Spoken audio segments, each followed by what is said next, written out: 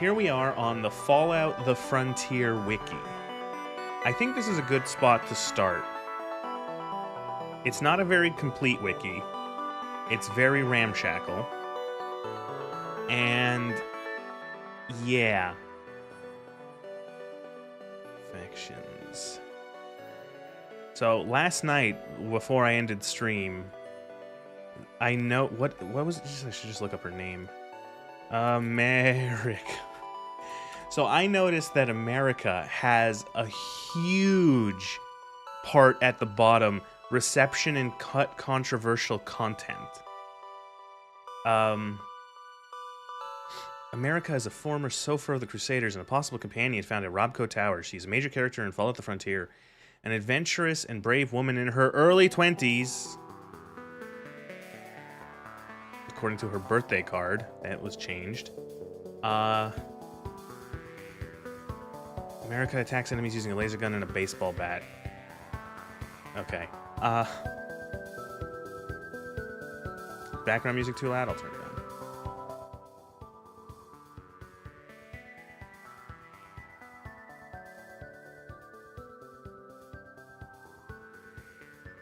Go over at Eco while you revel in controversies? Oh, okay. Reception.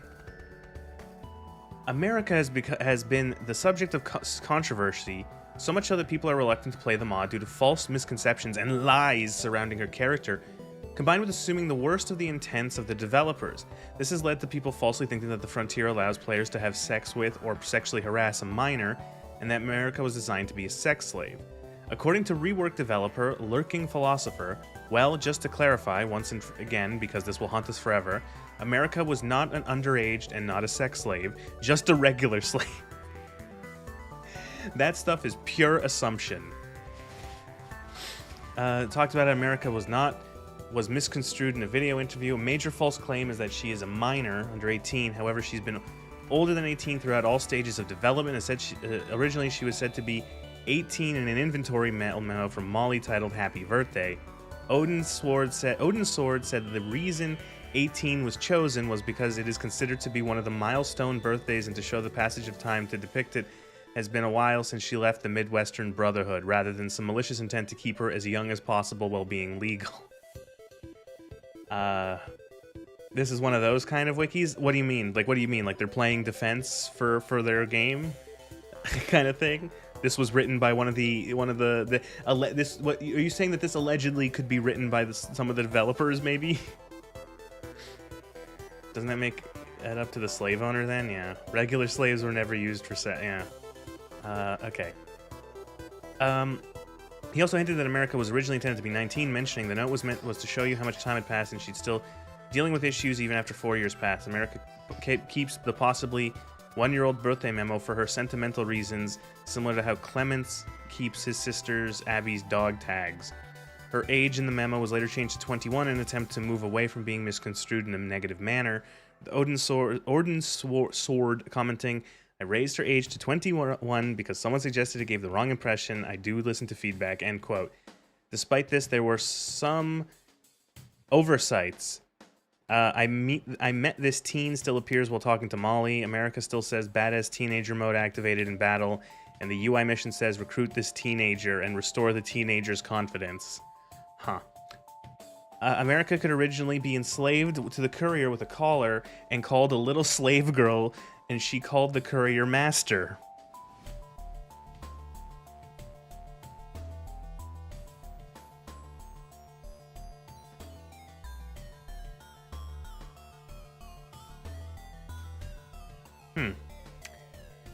What did they mean by that?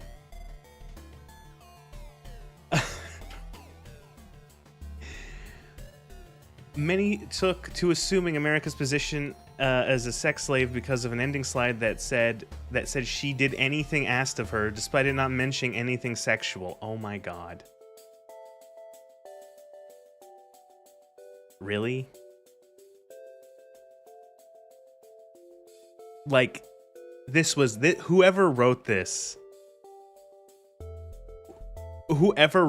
was that's like, come on.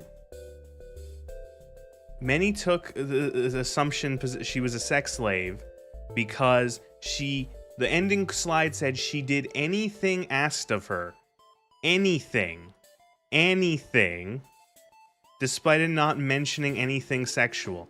Anything, sexual things fall under the category of anything. Like, come on. The quote little slave girl end quote comment was an attempt to humiliate and condescend her, not sexualize her, evidenced by the Courier previously calling her brat, selfish, stupid instead of sexy, cutie, etc. You do realize that that's not helping. Basic adult intuition tells you what that is, yes. If we all pretend that we're 10 years old and we don't know anything, then yeah, sure, you could probably get away with that. But...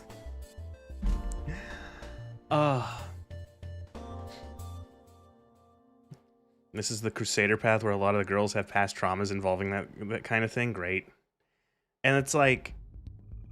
okay, so it's like...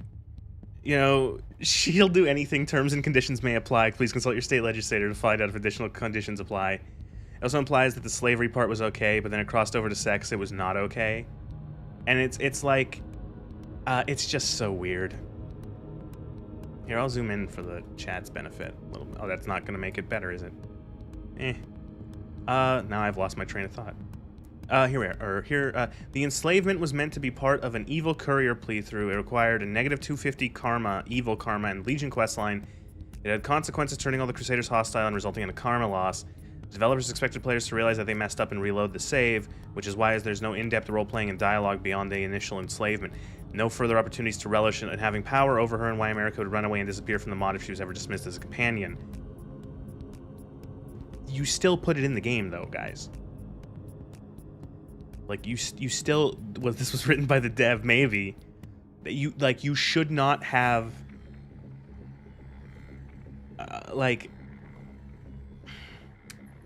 The developers listened to feedback and removed the enslavement shortly after release, admitting the topic was not handled well, but also denied that there was any malicious intent behind it. Posting this Discord announcement, quote, "We have removed the slavery lines and the lines from May that were inappropriate. We recognize that these topics were not handled tactfully. However, there was never any malicious intent behind the writing of these lines," end quote. I believe the dev said they did it. They did say it was a troll skill check, like Dean Domino. See, the thing is, though, is that, like, it's Dean Domino's skill check is not a troll skill check. It's like one of those things where, when you learn about his character, it makes sense why doing that skill check would make Dean hate you. Because Dean likes to think he's in control. Dean likes to think he's a fucking he wants to, you know, he says if you just, like, sit there and let him talk, he goes, "This is what I missed." An audience, you know? Like, it's clear that he's very egomaniacal. And that's kind of like the point you learn about him. And you learn that he's a horrible person. Dean is probably the second most evil character in Dead Money next to Elijah. Here, do we have a bunch of... Okay, here's... Is this the cope checklist for this? Okay. There are other reasons for the inclusion of enslaving her. Dean's point is that you're only allowed to know and do what he wants you to. Yes. Slavery is a common theme in the Fallout series that has essentially appeared in every game in some faction, especially in the Pit DLC in Fallout 3. The Fallout series explores how slavery negatively affects people and hurts their mental and physical health, and the developers of the Frontier wanted to explore this, which is why America looks miserable as a slave. So, yeah, they're essaying. Okay, so the thing is, does it make sense that you are able to go up to this random girl who originally was a teenager in the Brotherhood of Steel base and just, like, turn her into a slave? Like, what does that say about, like, you know what I mean? Like, why would this be, like, this doesn't, like, again, if this was an isolated incident in the frontier, I think it would be more easy to overlook, to look past it. But this is one of several things that feel like the writer's barely disguised fetish. So, you know, the girl that is forced companion can only be turned into a slave, but only for exploring the idea, yeah. The developers wanted to offer players a variety of immoral opportunities through gameplay, a lack of which is a common criticism of 4 and 76, and hoped players would recognize enslaving America as evil and non-indicative of what the writers wished to do to real-life women. No one said that well, if anyone said that, I don't think that the writers want to enslave women in real life. I feel like that right there is like the developers, like, that's punching at like a fucking clouds right there. Who said, like, did they find one person on Twitter who said that they wanted to like enslave women in real life? No, we're saying that this is like clearly like someone's weird fetish shit that they put in. Like, that's what it is. It's someone's like fucking kink that they put into this game. And it's not like, you know, you're arguing that, like, that's not real. Shadowboxing with strawmen, yeah.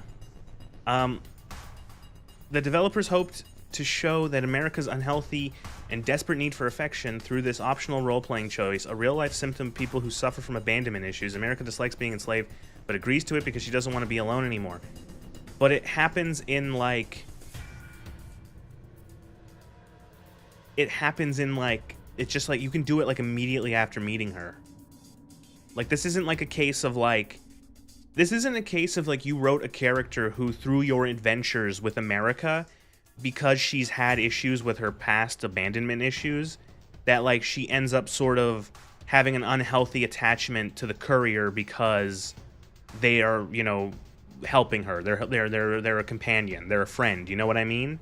Like, that's not what happens. You literally have a conversation with her where there's just, like, a fucking line of skill checks that allows you to turn her into a slave. And it's weird. To deconstruct the idea that speech checks always lead to good outcomes and hopefully mess with the players autopiloting speech checks to solve conflicts by making them think, wait, what have I done?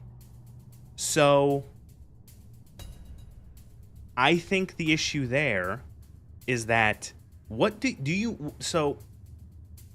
you mean by skill checks leading to good outcomes? Because you know what I immediately thought of? I immediately thought of the family of people who are enslaved at Cottonwood Cove. They have the explosive collars around their neck, and with a high enough skill check, I think it might just be speech, you can have convinced them to just run and escape. And if you do that, they run, and then the collars detonate and it kills them. Was that a positive outcome for your skill check? You know what I mean? Like, what do you mean? Like, do they assert that the skill checks are just like, if they resolve something, they're a positive outcome? Because you can do, like, I don't know what you mean. Like, what good? It was positive because it was funny. It's like, it's a good outcome. What does a good outcome mean? What do you mean good? As in, like, morally good? As in player good? Like... Blame the guy who made... Fun fact, the guy who made the icons originally took most of the blame after they pointed a finger at him before common sense set in. People realized it was the wider team issue. Yes, someone mentioned that last night.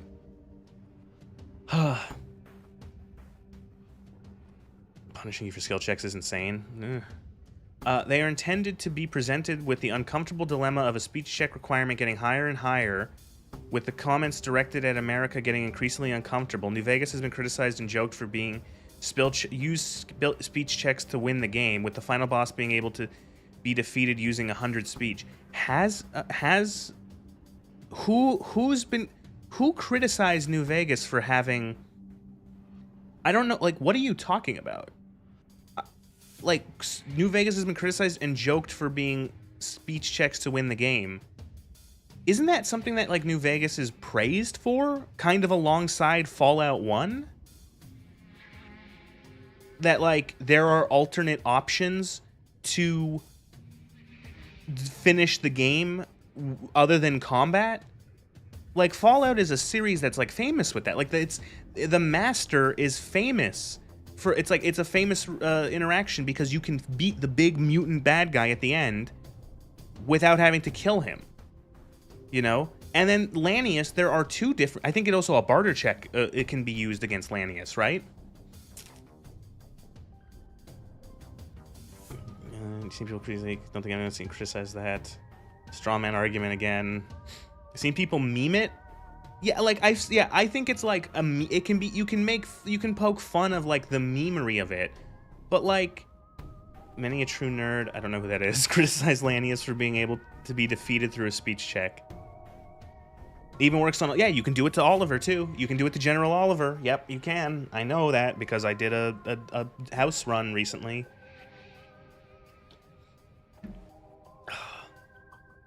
They scoured the internet for the worst takes made by a singular schizo-contrarian and then said people say. Well, of course. And it's one of those things where it's like...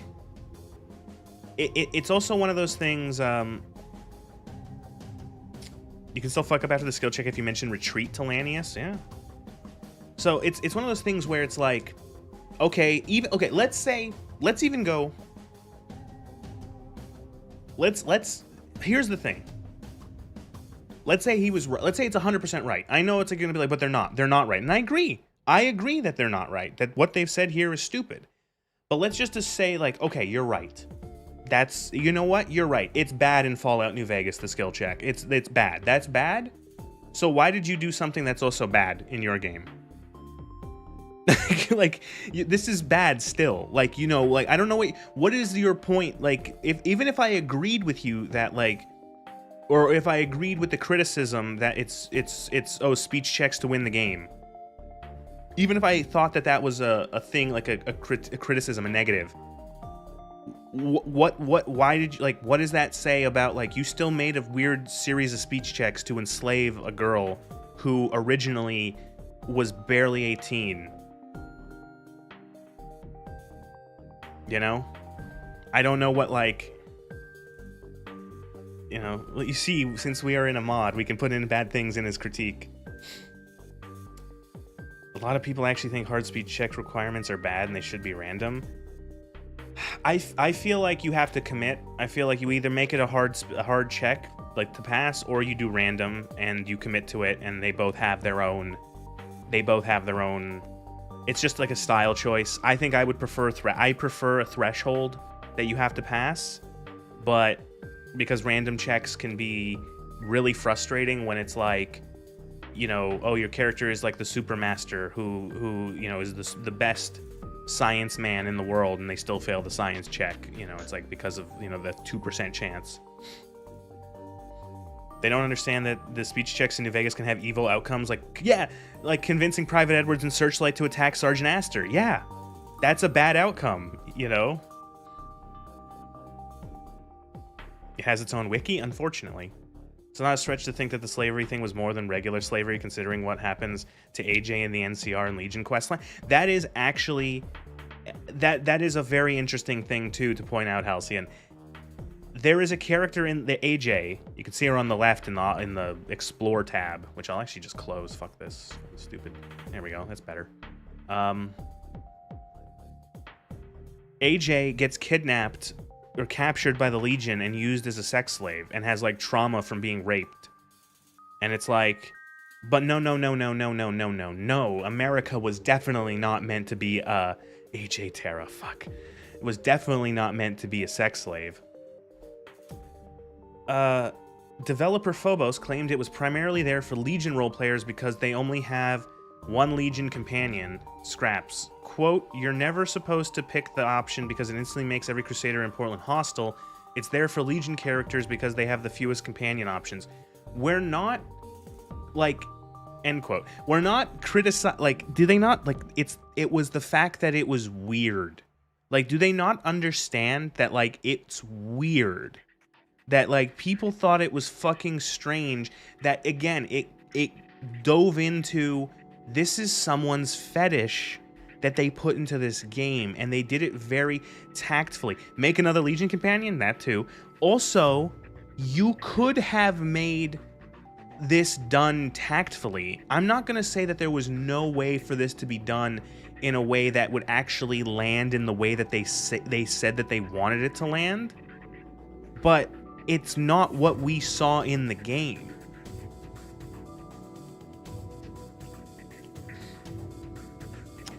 Crusader lead Odin's Sword commented that it was supposed to be part of a route if the player wishes to defeat the Crusaders through manipulation, which is why the player can exploit the other character's weaknesses as well.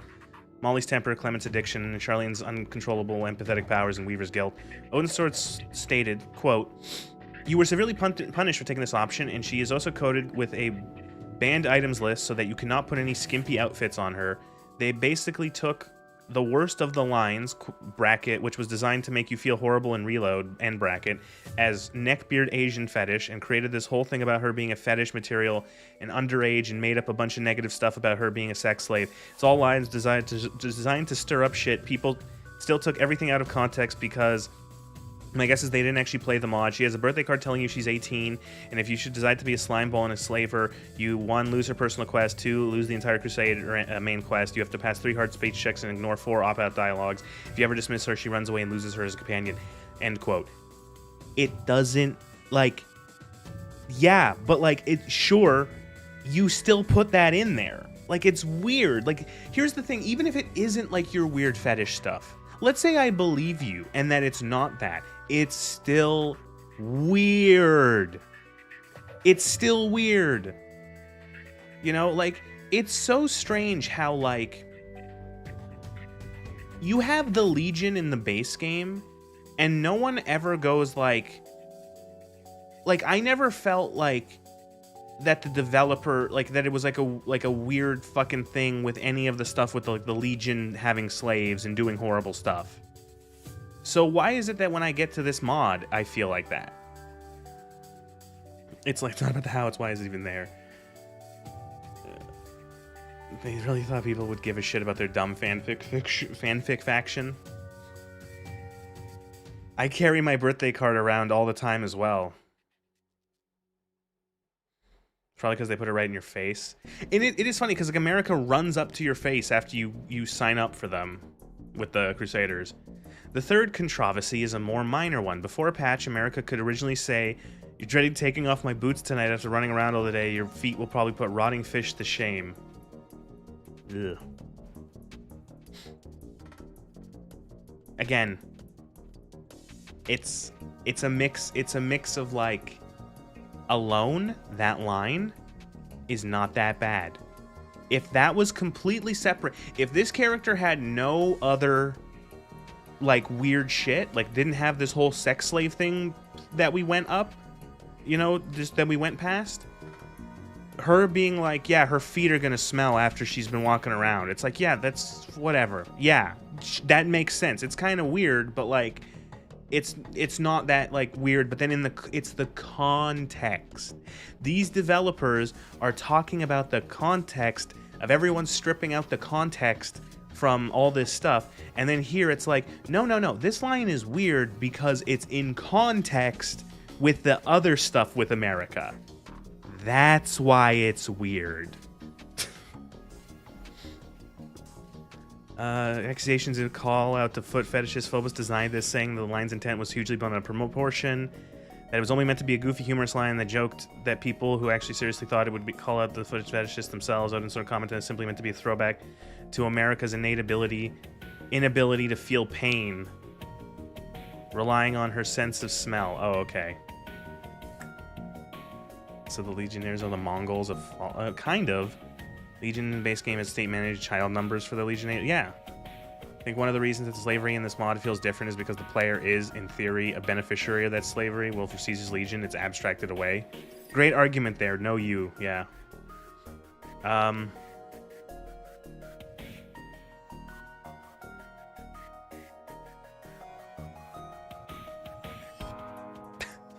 So,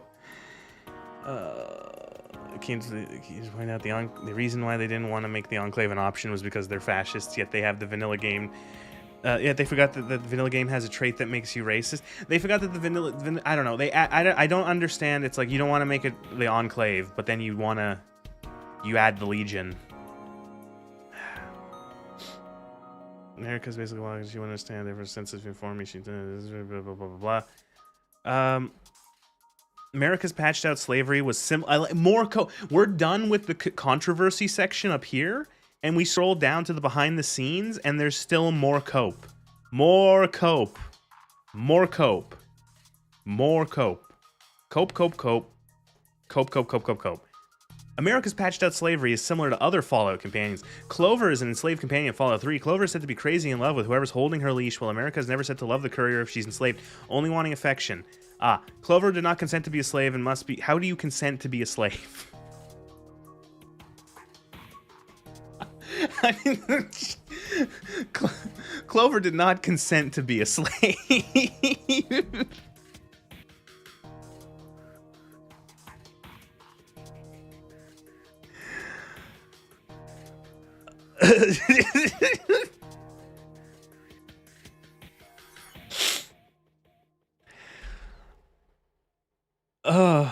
Okay. It must be purchased using caps. Well, America... Next.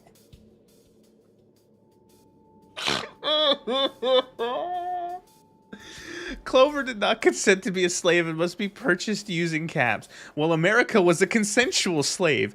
Do you think this is making this better? Clover has a history of being abused and tortured by Eulogy Jones, while America enjoys most of the Crusaders feeling her...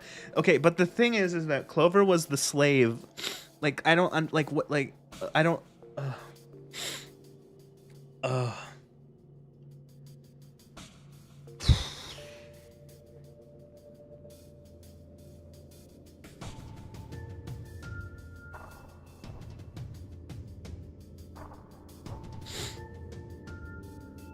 Kate in Fallout 4 used to be a slave, having been sold into slavery by her physically abusive parents. Without her consent, her parents put a slave collar on her when she turned 18. Okay, yeah, what is your point? Do they not understand that it's, again, these guys are talking about the lack of context, but there's like a bunch of context. You know what I mean? Like, there's a bunch of context you guys are enjoying. Like, you guys are ignoring a bunch of context of, like, you don't realize that...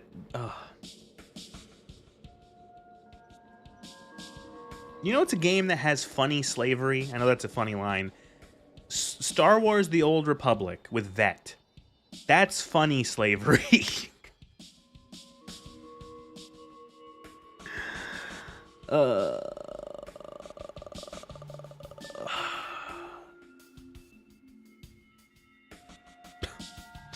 That's comedic slavery. This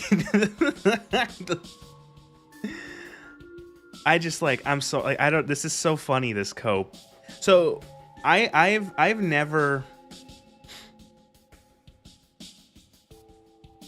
like looked into any of like the developers, like the cope or the trying to explain this stuff, and it's funny. Historically and elsewhere, consensual debt bond. Yeah, I like an indentured servitude. Yeah, I understand that's like a thing, but it's just I'm not sure if they know that. Yes, and I don't. The way that they put it, it just sounds funny. You know, it's like,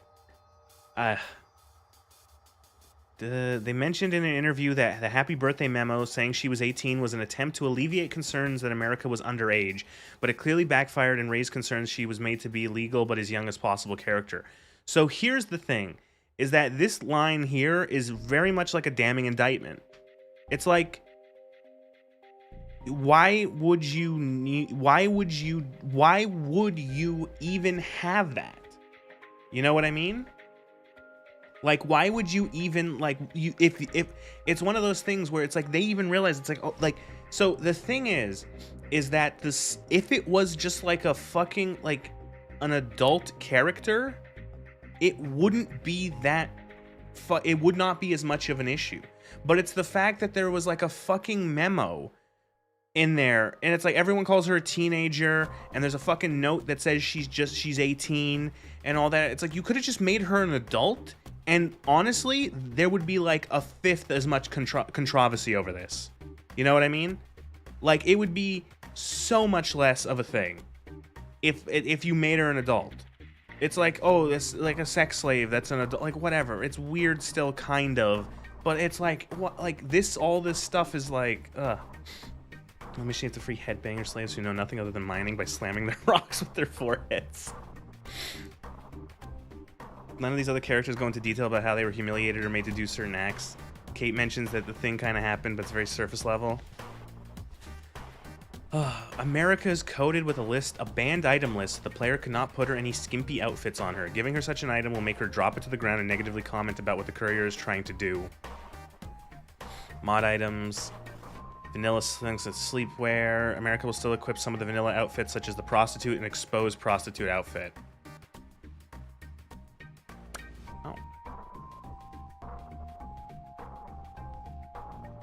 So, like, makes her in a young adult from the start instead of this weird gray area. Her birthday card said she turned 18 the nanosecond before she spoke to you. It proves there was nothing else weird about it, yeah. Of course, a bad fight. She used the adult model, but they put in a note saying she's totally legal. Don't worry, she's 18, but looks weirdly childish. Remember, she's 18. It's like, you know, she's not again, because it's like, if I had to be like, this is like, honestly, if it's one of those things where it's like, if you want to put a character in these games that is like actually like, see, what the thing is that like, it's not a weird thing to have like a character who's who's like a child in fiction, especially in post-apocalypse stuff. The idea of like, I immediately think of stuff like The Last of Us, or I think of stuff like the Walking Dead games with Clementine. It's like, it's an interesting idea to be like, how the fuck, like the post-apocalypse is hard for an adult to navigate. Oh, thank you. Good night. Have a good night, Zanoob. Thank you. I'll add that to. We're at $200. We're almost there. I've laughed enough. Good night. You know, McCready, yeah, the kids in like the idea of how the fuck does a child navigate a post-apocalyptic setting is insane.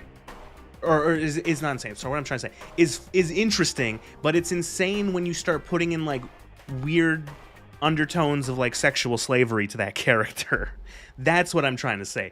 I have no issue in like you know, it's one of those things where it's like, there's nothing weird with like Clementine in the Walking Dead game. It's really interesting of like having to play as Lee and having to protect this child from this fucking horrible world, you know, or having, and then I'm curious how the other seasons handle that. That's what I'm interested in doing when I play those games eventually, probably next week. Like, it's so weird. You do True Grit and Fallout. Yeah, that's a good example as well. You know, Myron. Yeah, and that's interesting. Myron's only 16, and he's a fucking horrible piece of shit. He's one of the worst characters in the setting. There are child slaves in Fallout 3, but they aren't sexualized. Yes. You know. I do like how it's like, this is funny because it's like there's a banned list. The player cannot put skimpy outfits on her, except some of these skimpy outfits. It's like, yeah, that's funny. America can still equip some of like the prostitute outfit or the exposed prostitute outfit. Oh. Also, Elam's fine tailoring. Is that a Deep Space Nine reference? Because in Deep Space Nine, Elam Garrick is a Cardassian who's a tailor on the station, who was a former spy. Like, anyway. Guess which ones were his favorite outfits, yeah. They just blocked her from wearing the tape one, I guess. The simple fact that it can go farther from what could be considered the default adult male for fiction. You have more to motivate why the choices were made, yes.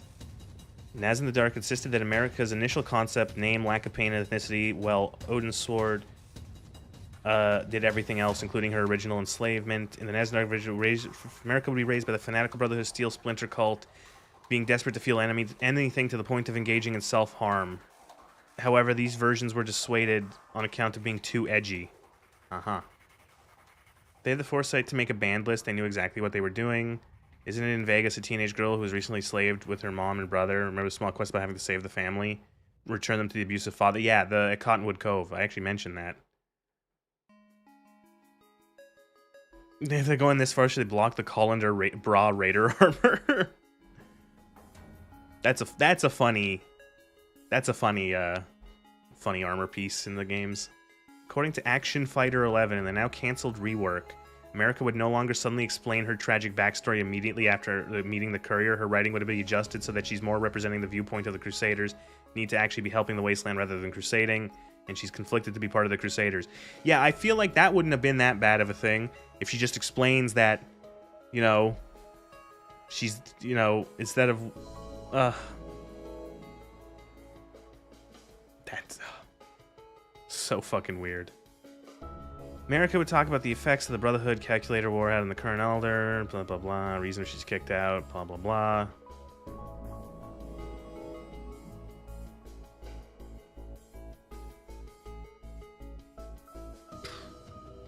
Discount Veronica? Kind of. So that was fun.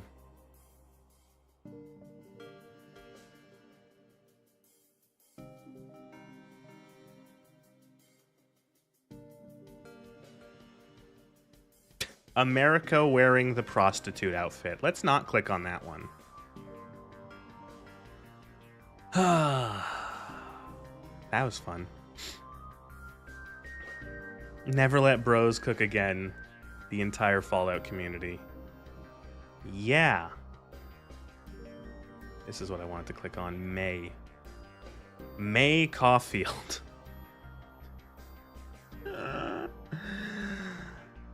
May appears in Fallout the Frontier, but will be removed in Fallout the New Frontier. A red bloodless dolphin, a candy coffer stand, ill brother named Greg. She's close friends with Chloe Zaris.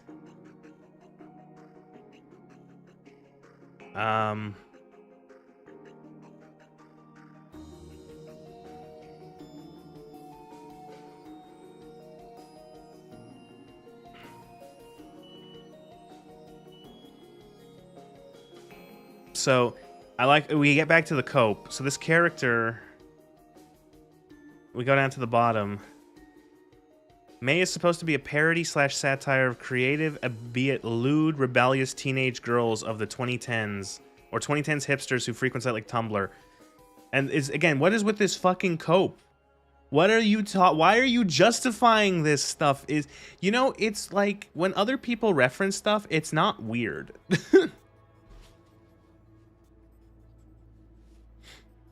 So sad the Frontier has such a terrible reputation, and many people miss out on the better mods like Drywells or Nova Arizona. I'm talking about the creative potential of the Fallout modding community. I feel like there's enough. I feel like there's enough goodwill with, like, in terms of like people like making cool stuff for the Fallout games. That this, like, I feel like most people know that this was like an isolated incident. This is the Chernobyl of the Fallout modding community. It was big. And it was devastating, but it was a single thing. It was a one-time event.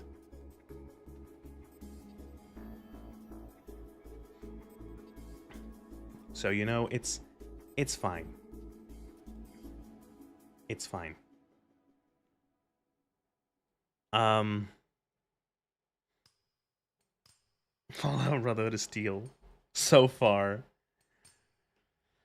You would understand if this character was like a wacky wasteland or very obvious parody of like a stupid quest making fun of Life is Strange or a flanderized version of Matt. Said they went weird. Yep. And there's graphite on top. You did not see graphite on the roof. This was the hunt down the Freeman of the Fallout. I gotta add that to my buy list. We gotta add front down the Freeman to my game list of stuff to buy. Can you still buy that game? Hunt down. Hunt. You can. That's depressing. The cheapest it's ever been on Steam is $1.72.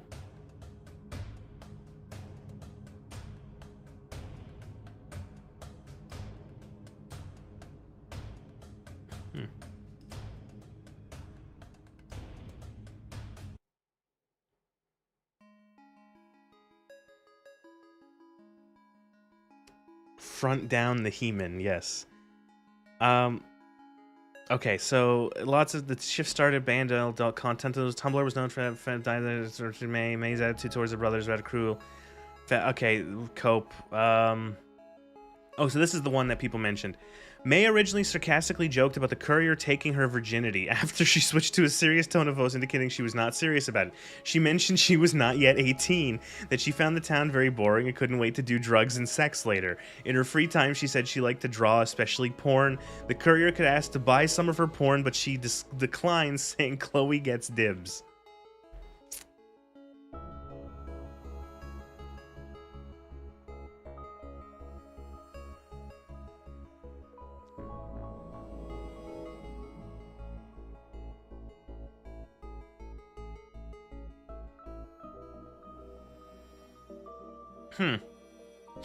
Frontier has the best character, Sacramento Hollywood, who is definitely not a Legion spy. See, the irony is that Tiberius Rancor was not a Legion spy. That's the irony. Are they gonna write that near the end? I don't know. These lines were removed in a patch because many people found this content cringy and iffy, contrasting with the more serious nature of the rest of the story. A representative for the mod commented, quote, "We have made changes to America and May's content. We have removed the slavery lines and the lines that from May that were inappropriate. Recognize these topics were not handled tactfully. There was never any malicious intent behind the writings of the mods." Why did our mods get so much heat? Like, it's so weird. Like, you made a character who is like, who's not 18, who jokes about the courier taking their virginity, proceeds to say that they draw porn, and then the courier can ask to buy some of the porn drawn by an underage character. And it's like, what did you expect? Oh, my cat's here. Hello, Lola. Can I do the Lola tuber? Is it gonna work? There she is. Lola.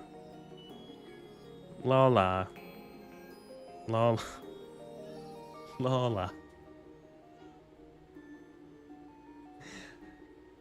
It still picks me up, but it doesn't pick her up. Lola. Lola. Lola. Lola. I gotta get like a mic and put it right up to her. Lola. Lola. Could you please speak into the microphone, Lola? No? Okay. I think she wants her treats. I'll be back in a second. See if there's some sort of low-high pass filter to make. So the program for the PNG tuber is called PNG Tuber Plus, and it has like 2 settings, and that's it. For audio, you literally choose the microphone, and you choose the microphone, and you choose the sensitivity. And I think I might have actually fixed it, because I think it might be reading my microphone and not the other one. So it might reset every time. So maybe that will help for later, for next time she comes back. Is there any other characters, anything else in this game that's fucking weird? That's like any other characters that are particularly cringe?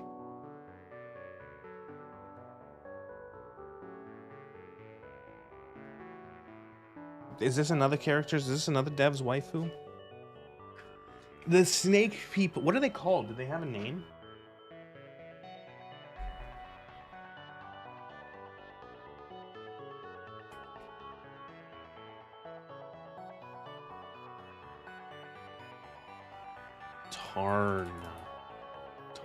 Tarna. Oh.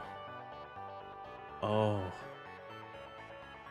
Oh, while Tarna appears in Fallout the Frontier, they will be removed in Fallout the New Frontier.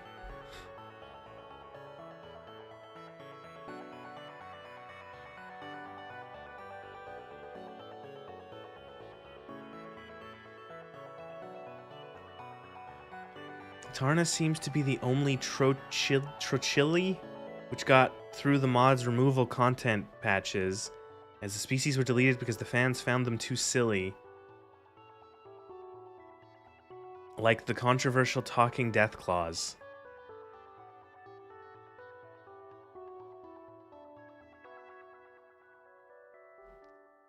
Okay. What if I type? Do they have a Trochili? Do they have a thing? No. Voss. Frederick Voss. That's the evil science man. Anything? Voice actor, hard case, many scenes. Well, Wolfenstein: The New Order. Yes, that pretty much they copied it.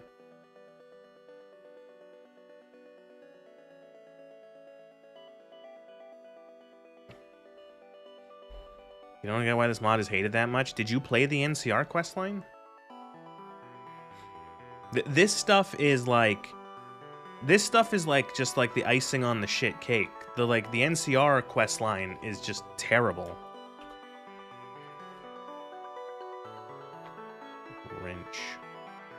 Wrench and Bolt are a pair of mercenaries you can hire in Portland as possible companions. Behind the scenes. Go down to notable and behind the scenes.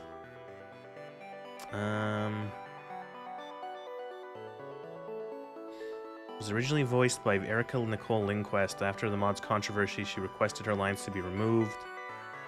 She's unvoiced in the Nexus build. A replacement is found. She's voiced. Her voice at Look into the Legion characters. The one guy is oh Jesus fucking Christ. Molly. Like the NCR questline is actually insane nonsense. Like just insane nonsense. It's crazy. Unnumbered vault. Abducted. She was abducted and tortured by the Enclave.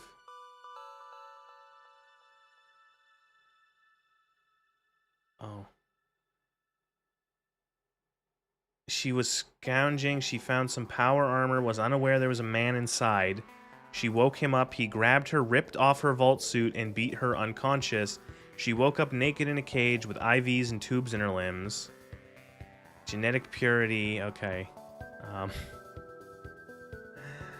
Wrench is the girl whose quest and perk implies she has a very special and unique relationship with her dog. You mentioned that last night, and I forgot about it until now.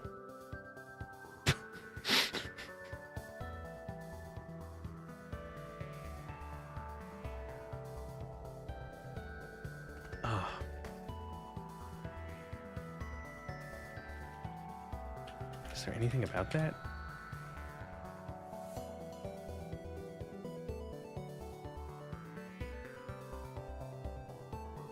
Bolt.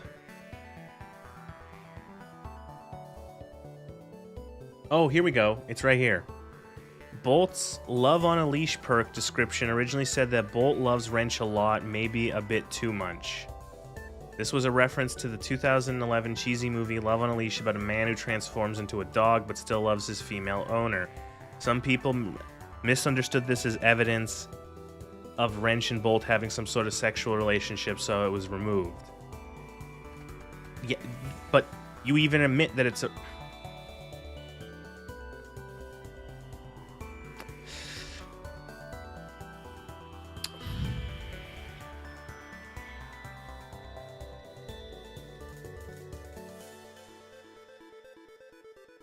What other meaning do you get from that? Yeah, like, I feel like that's the joke. The Expanse game was that bad? Oh yeah, we lasted 2 hours.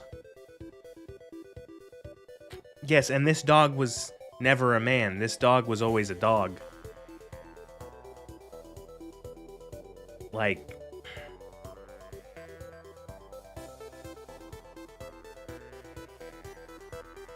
What a strange mod. This is like something that nobody ever had any. Nobody had any issues with. Nobody.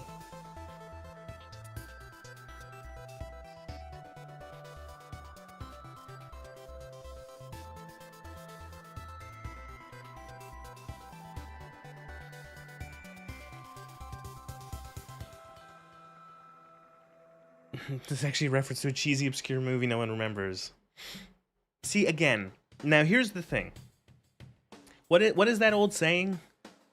God, what is it? No, not that Expanse game. The Telltale one no one remembers.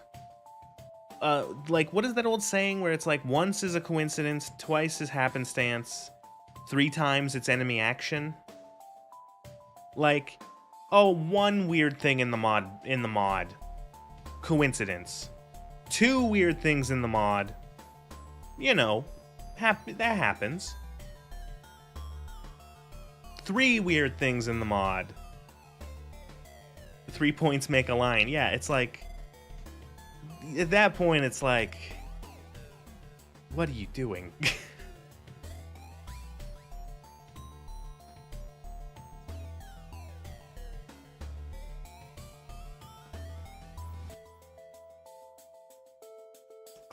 Claudius will tell you that AJ is his sister and requests that you spare her instead or take her captive via a modified slave collar. Yeah.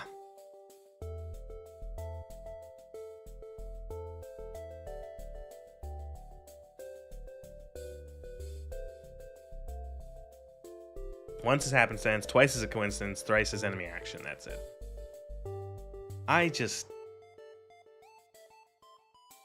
just don't know what... What is this? Do they have like a thing of all the stuff that was removed? This thing has a wiki? You're like the 4th person to say that. Yeah, let me see if I can find... Let's see if we can get some other...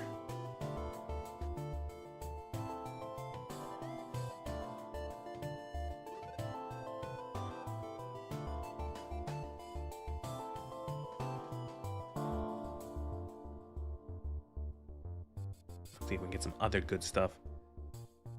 Claudio's also weird. Claudio's a weirdo who talks with a cold, detached voice. Of course he does. Oh my god, they have a Google Doc of the stuff that they want to change. It's not that interesting. It's only 8 pages. Anyone got like a good video that's not too long? Specifically talking about like stuff that was maybe like cut or like the weirdy stuff. Let's see Tiberius Rancor's wiki page.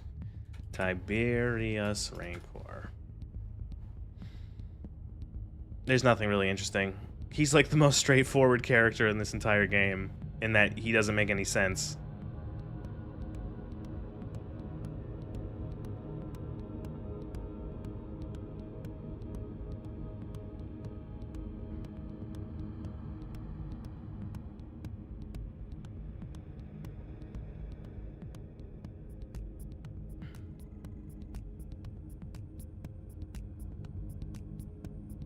Oh, here we go. This actually could be interesting. This is Tiberius Rancor's behind the scenes.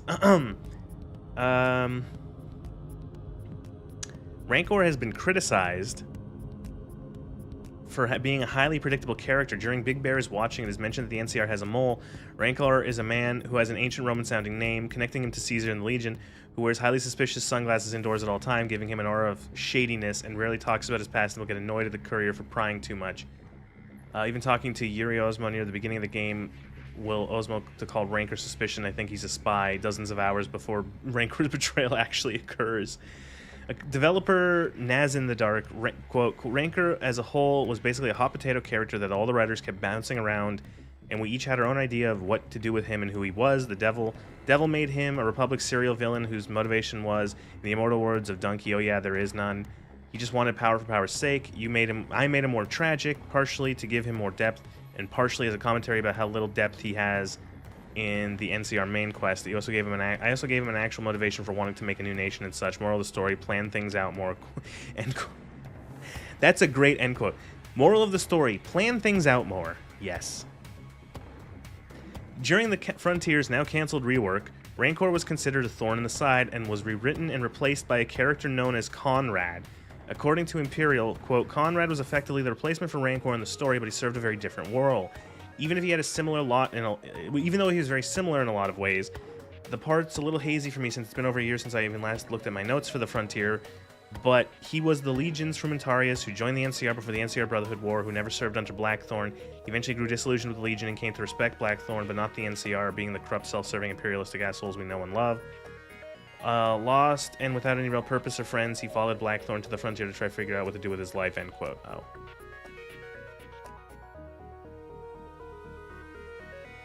Yeah. So they were working on a remake or like a rework, and then that's dead, right? It's just like that's dead.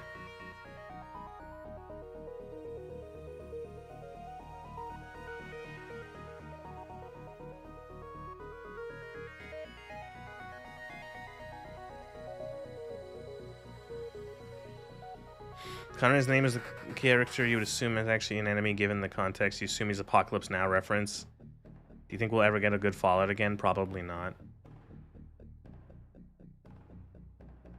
Considering who's working on it? Who's working on Fallout? No.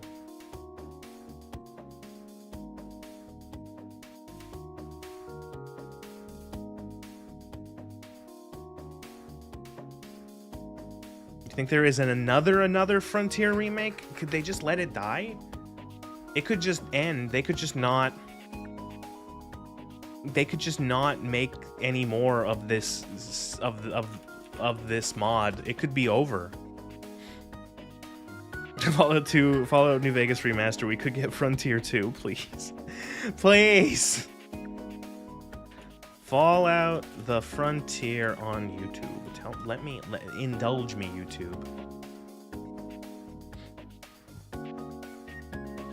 So I want a video that isn't talking about. I want to know the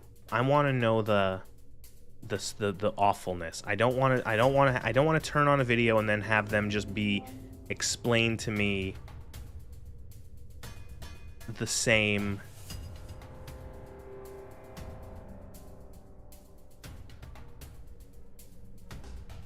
Oh no.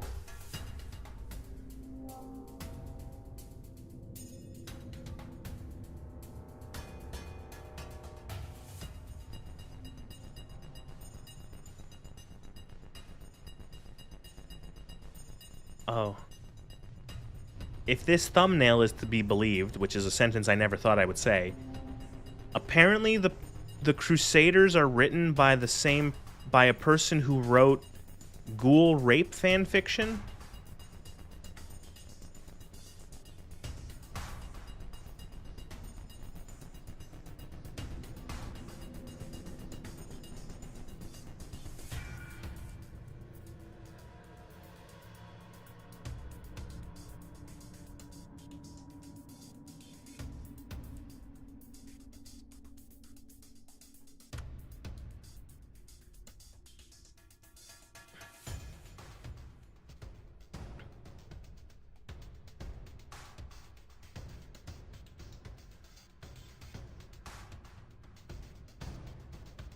I'm sorry, I'm just like, if the silence, sorry for the dead, I'm just like, I'm looking through these videos and I'm seeing what they're showing, and it's just, it's really good.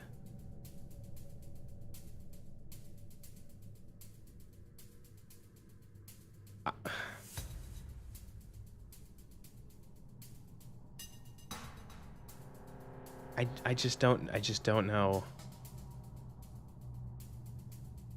I just don't know what to think.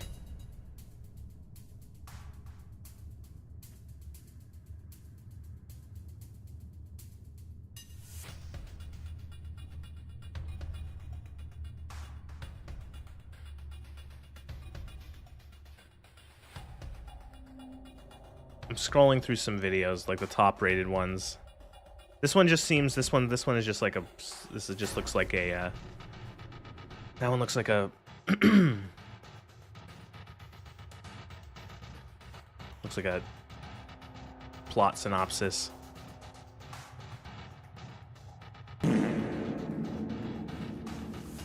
It's. Thank you. Nez is diving deeper and deeper into a rabbit hole.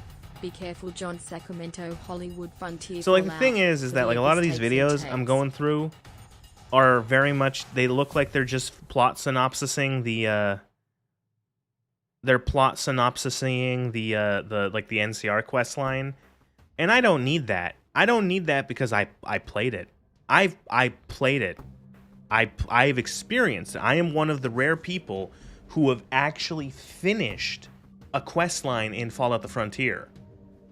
You know, like I made it through that entire thing, so I don't need a video to tell me a plot synopsis of something I've experienced. Like I don't. It's fine.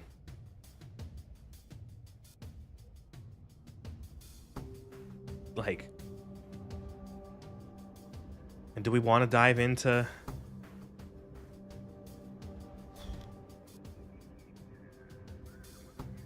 No, it takes the Frontier Oxford and his people to believe his opinions. I don't know about. I know who Oxhorn is, but I've not watched his stuff. I might have watched a few of his videos years ago, but like I don't know. One is a synopsis, and one is the full coverage of the mod. We'll also re-interviewing the head dev. Okay, let me see if I can find that one. Are there video? Most of these, a lot of these videos are like, they very much are just like, what about the NCR? What about the NCR quest line? And it's like, yeah, the NCR quest line is bad.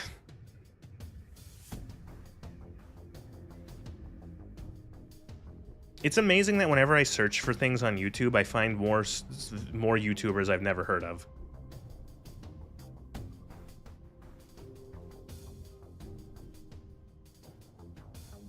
Frontier.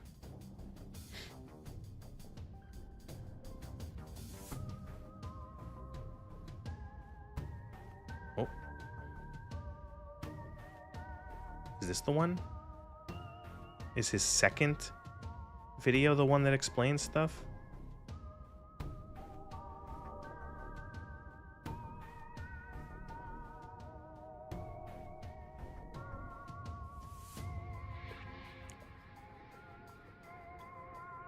Smackyard? Who are all these people? Smackyard. When everything can... Oh, there he is. I see it. This is fucking wild. We should do... I click through YouTube videos and Fallout videos until I find my own.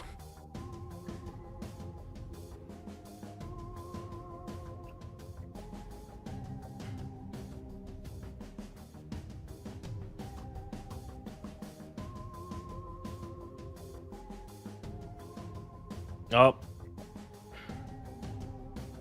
I've gotten to the part of his video where he talks about the lizards.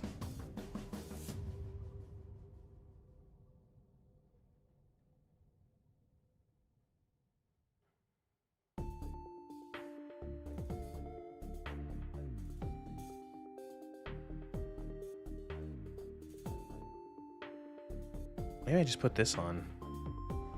How bad is it? How annoying is his voice? Hey, you good? You got pretty lucky to survive getting a shot in the head like that. Me and the other doctors will take care of you, okay? Just relax. Oh, you wondering what that picture is over there?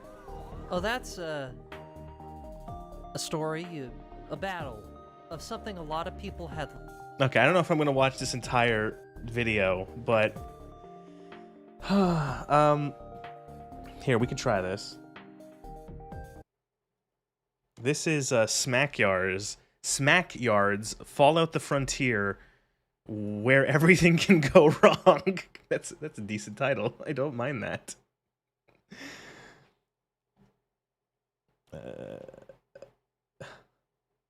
Lost a long time ago. Something I think I can tell you while you get better. There were many things that had happened. The disappointment, the anger, the disrespect. 7 years of hard work being wasted. But there was romance. Oh, sweet romance. The story I'm going to tell you is a battle. A battle for the frontier. Oh, Jesus.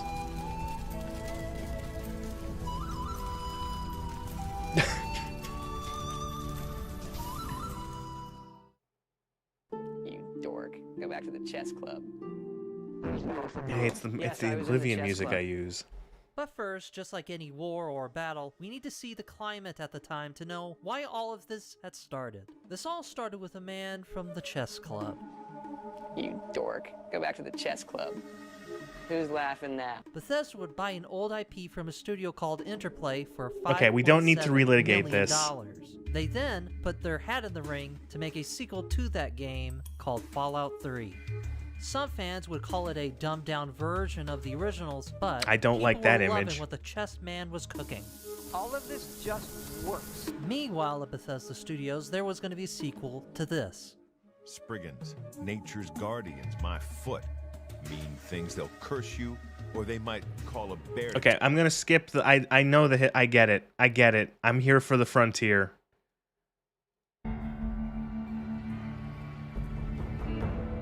Sometimes you don't need to relitigate the past. You don't need the history lesson. Message to all YouTubers. You don't need to summarize the history or like the plot of a game to do a review or an analysis. Like, honestly, you don't. You just don't.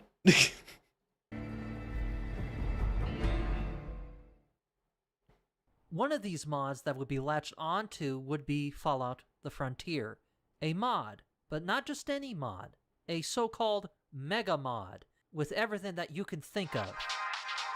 An abridged history of Bethesda Game It had a Studios. new world space and design with a fully snowy, real-life landmarks, locations from the state of Portland, Oregon. Gameplay with a vehicle system with dozens of new interesting creatures, weapons, and armors. Unique effects that are I know who- fun I know. and awesome. I know who this YouTuber. I have never heard of this guy before.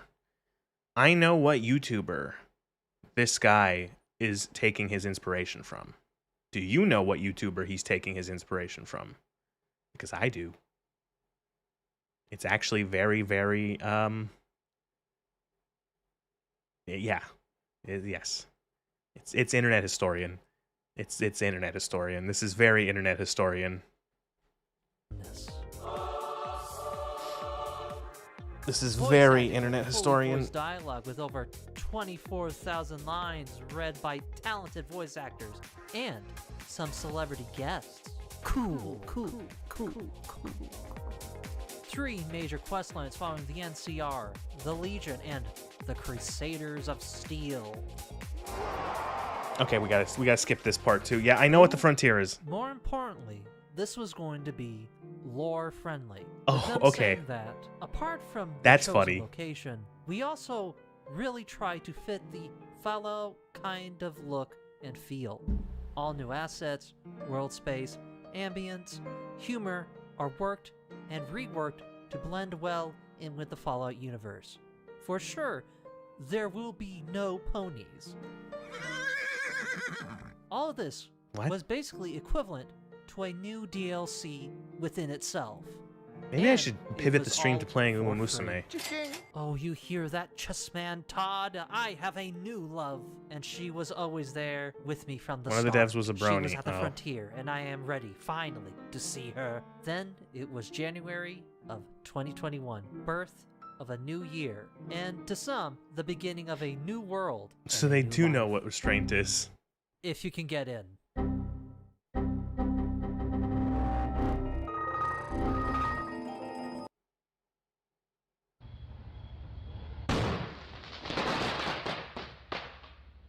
Told you before, it's too dangerous for a bunch of amateurs to handle. Yeah, actually. One of the problems would be that since this mod was very popular in development and was finally coming out, there would be a lot of traffic. Okay, onto we don't the need to- site. no, yeah, This got one it. right here too. That one over there, optional, but you probably still need it. Also, this one right there. If you don't have it, the game will crash. And also, if you don't have this, it's not fun. What the fuck are you doing? All this just to make sure the mod runs properly. Which is not the fault of the mod itself, it's just how old the game is. However, even if you did get everything completely right, oh boy, it seems like some people have missed a few bugs. The people were frustrated. Yeah. Fuck this. I'm going to play something else. Some of them even hit the dreaded uninstall. But, my friend, those heroes who soldiered on were not ready. Okay, Were literally one-to-one with other games. Yep. I like the eyes on this one. The quest for the game and the story being not very good. Oh Yep. no, I'm playing as a character that has to rescue my character. Okay, I like that. That's neat. You know what? That's pretty cool. I like that. That's a +1. But also, isn't this just like the Call of Duty mission loading screens? Wait a second. Wait, no, take that +1 back. Wait a second. Then, the dialogue being very cringeworthy, meme-worthy, and being very hit or miss. I'm just bored and hungry. I'm hungored. But one of the stories was something some would call very beautiful. So beautiful. So wonderful. Angel's Justice. That's what I used to Look, call it's myself AJ. when I first joined. Yeah, I was kind of edgy. Shakespeare. Absolute Shakespeare. Then people start to notice that the mod, for some strange reason, would have some weird stuff in it. And I'm That's not one talking way to about the put bugs. it. Weird stuff in it. All right, what do you want to do? Do you want to make love, darling? What did you say to me? Tell me, have you ever found love? Have you ever wanted to finally have and find romance? Well, even the frozen wastelands of Oregon, there is a lot of love up in them hills. Well, if you're into feet bondage or a scaly, but I'm getting ahead of myself here. Like I said a little bit earlier, while people were playing the mod, they started to notice some things. They started to notice some very steamy undertones, you could say. I would you not might be call them wondering what steamy, I'd were call them those things just that they had perverted. found. You don't pick your own military nickname, AJ? You didn't say that, but I'm going to tell you anyway. Yep, that's I kind of agree that is what the feeling you get from this mod. You get the writer's barely disguised fetish. Hello, rubber texture. Hi, woman who has just turned 18 and her smelly feet. Hello, snake people that have human breeders and that people somehow find attractive. Humans find us attractive. I don't know how to feel about that. Okay, I will admit, I'm not 100% sold on this editing style, but I liked that little there was really good. This where he goes through this really quick. Hi, woman. This. Hello, rubber texture. Hi, woman who has just turned 18 and her smelly feet. Hello, snake people that have human...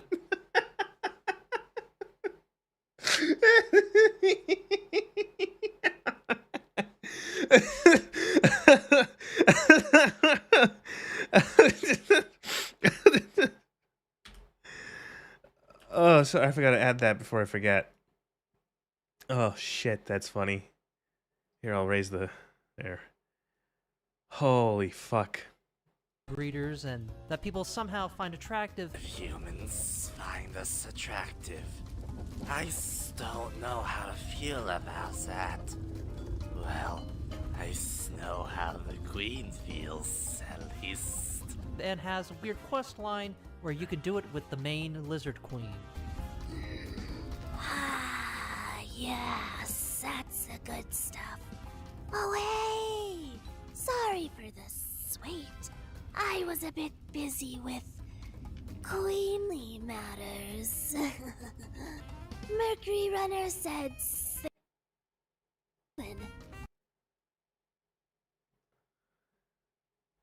I'm dying. Help me.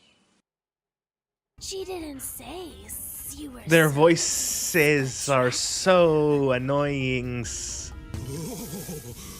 Then the most infamous of them all, making sweet, sweet love to a creature known as. When someone said that the snakes people add a lot of S's, you thought they meant in places with no S's exist. Yeah. A female.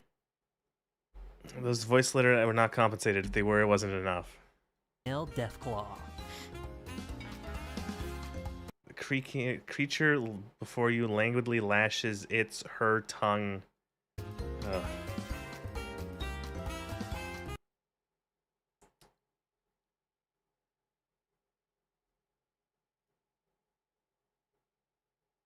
Ugh.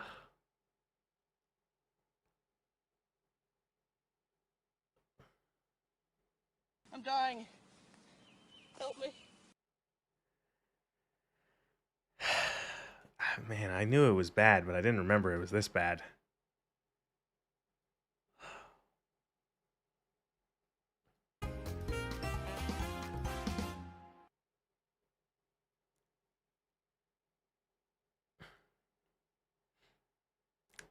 What was their defense for this? So one of the defenses that when we were reading the Cope earlier, that the writers or the creators of this mod often did was, we forgot it was Wild Wasteland. That's it. A lot of the people, it can't be so charitable anymore. So a lot of the defenses of when like stuff like America with the conversations with America is, oh, it's supposed to be weird, or oh, you can like back out of it, right? And the thing is that it's like, but you still like put it in there. You don't think you could skip the Deathclaw stuff? Oh.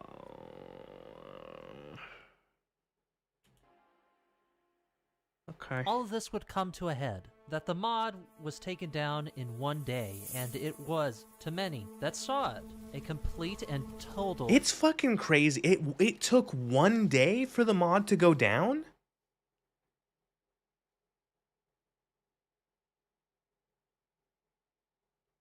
Is this dialogue here on the screen, this post, is this the writer or the artist that they threw under the bus?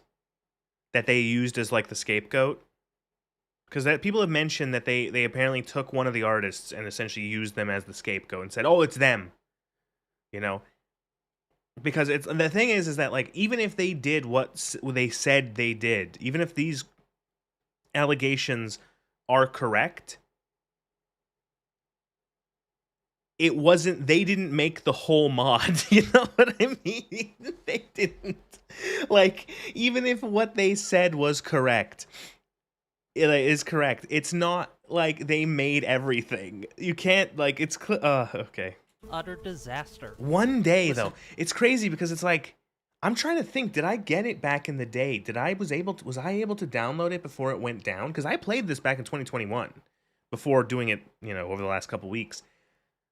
Did I get it from Nexus before it went down, or did I get it from like an alternate link? I know I'm skipping some things here, but we'll get to that a little later. However, people equivalent to pressing going to do something for saying, okay, well, why did you come here after you charged conversation?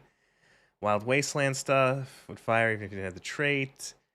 The scapegoat icon artist, or man who made art years ago and they would have known about it, but it's all his fault. That's the thing, is like that's the defense I've heard, is that like you clearly knew that this guy did this and now you're using it as like a reason to pull the mod and to like push him, like to use him as a scapegoat. It's like, so if you either didn't know about that, in which case you didn't vet him, or you did know about that and did nothing until you used it as a way of deflecting backlash.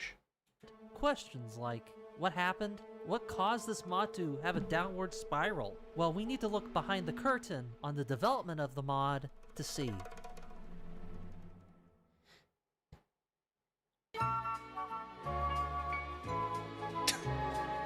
Fuck you.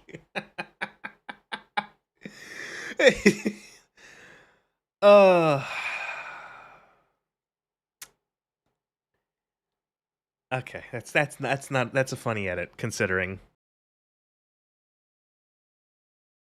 All right, that's all right.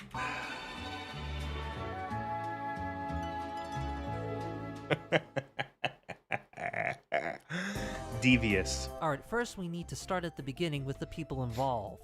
Also, most importantly, the chaos that would start from this. So, in the beginning, this mod was originally created by 2 developers. They're not that important. Then it would be taken over by the team lead named TG Spy. He was, so far as I know, the main guy who oversaw everything about the mod. He was basically the guy who approved many things. Do I think he knew everything that was going to happen? No. Do I believe he and someone else should have looked more into what was going on with their mod? Yes, you know, just in case if someone adds some risky stuff. I'm only here for the chems. Don't judge me. In early development of Fallout the Frontier, TG Spy would TG do Spy reviews Howard. of-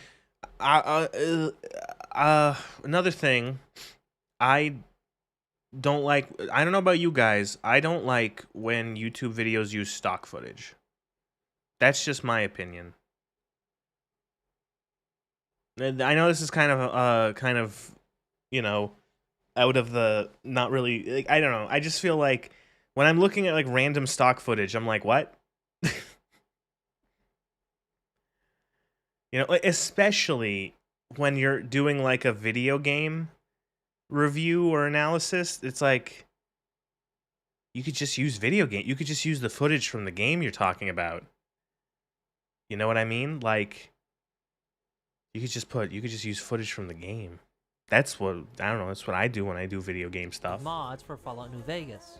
Hello everybody, this is episode 2 of Mod Author Overview.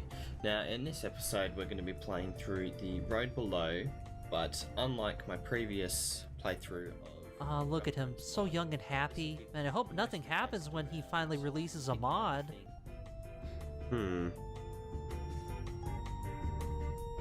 Huh. That mod's never coming out.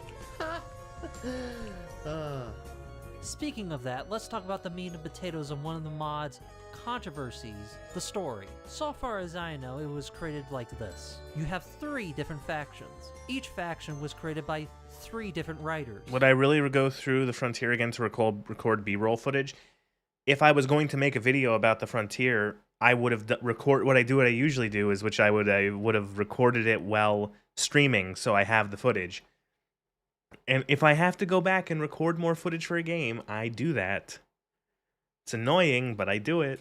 One of them would be well known and memed on the most, and that would be the NCR campaign. Because the writing is not good, in fact it's really bad. Yeah. When I'm not hanging out with Chloe or climbing the overpass, I'm here drawing porn. Occasionally non-porn, but mostly porn. Originally, the mod was just going to be the NCR questline, but the mod got bigger, and everything else was built around it. Then it will be known during the controversy that the entire NCR campaign was written by someone named Deathwish182. Not only that, they had full creative control on the NCR questline, and that they were very protective of it. He was so protective that he didn't want anyone to touch it, adjust it, or change anything of it. One of the developers would account that he would have a tantrum like a baby and threaten to leave the project like a baby. In fact, it was said by another developer that it was his little fiefdom, and he was not interested in being part of the team, and he barely interacted with the team at all. He was more interested in the coding and visuals during the development. The writing was an afterthought. Yes. Hello, courier. As much as Blackthorn may think I need your help, I will. Does anyone remember Wei? Anyone remember this character, Wei? Remember what happens to Wei? Remember this really? Can you tell me something about Wei? Or what happens to him, how he exits the story? Oh, that was really funny. Fully functional in only a matter of Glasses, time. fuck. You'll see. You'll all see. He got blasted. Calm down, Wei, man. Yeah, I'm just here with the president. he literally got executed by Tiberius Evilman, like right near the end of the game. He just gets killed. Absolute Shakespeare once again. Now, why did they just let him stay if he was acting like this? Well, if Devil's Wish left, that would mean all of the content shown off in the trailers would be unfinished. Not only that, he knew how the game's script worked. Basically, the mod team were not in a good spot, and they were stuck with Devil's Wish holding the full mod hostage.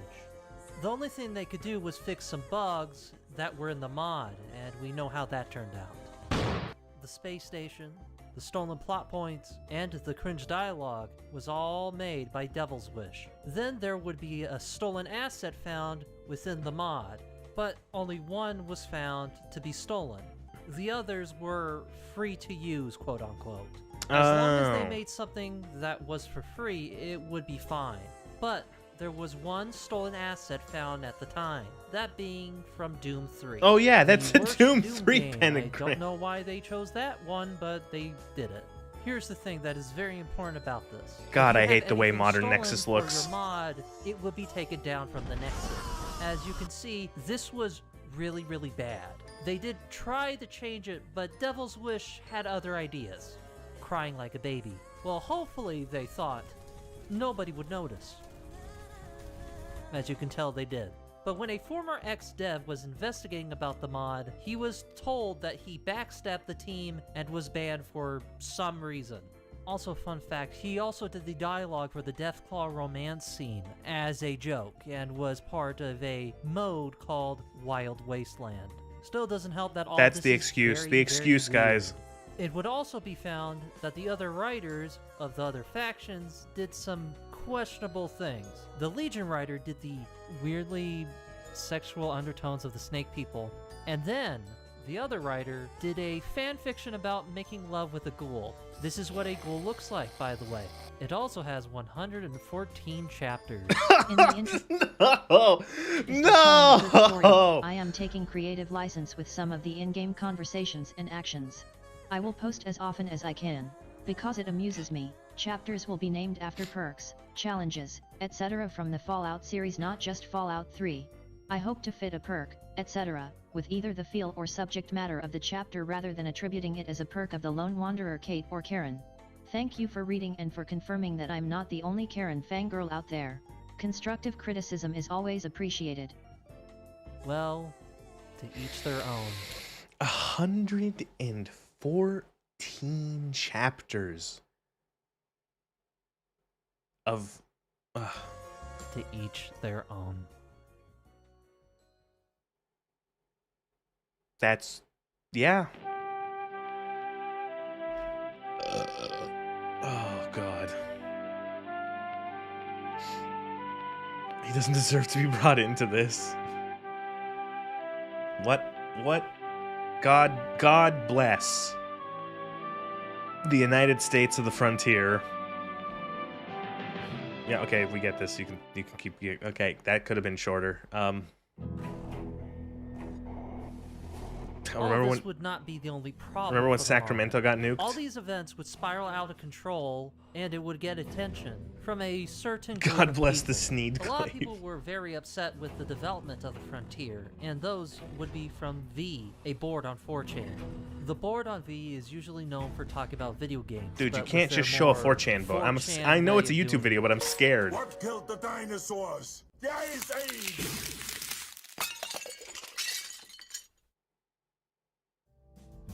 From January 21st to 27th. Remember when I took the tunnel from Sacramento to San Jose? I do. V went to war with the devs from the Frontier.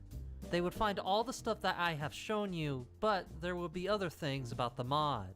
One of those big things would be that the developers had a villain faction to the mod, a faction that has been in the past Fallout games, and that faction would be known as the Enclave.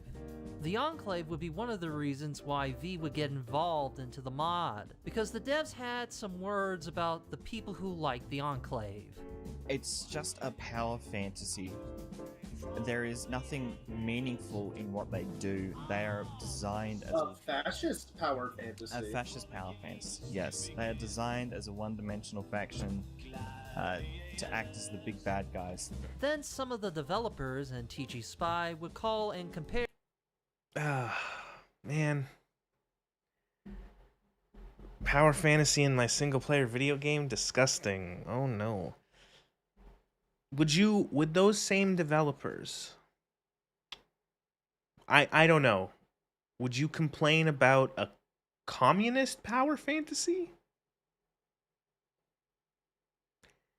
Fallout 4 America Rising, yeah.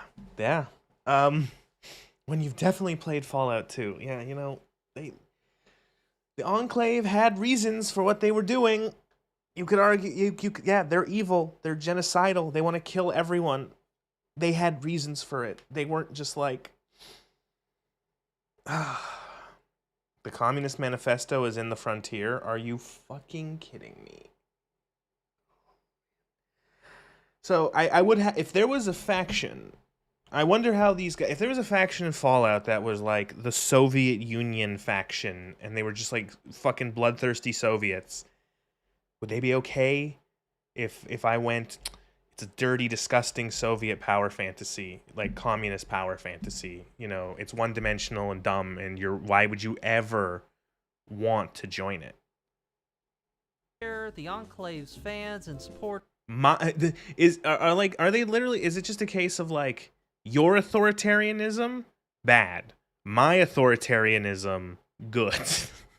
Who like them in the games to people who like this guy. Bing, bing, bong, bong, bing. The lizard people are not Trump supporters. The only Trump supporters are generic Legion characters. Also, wait, what?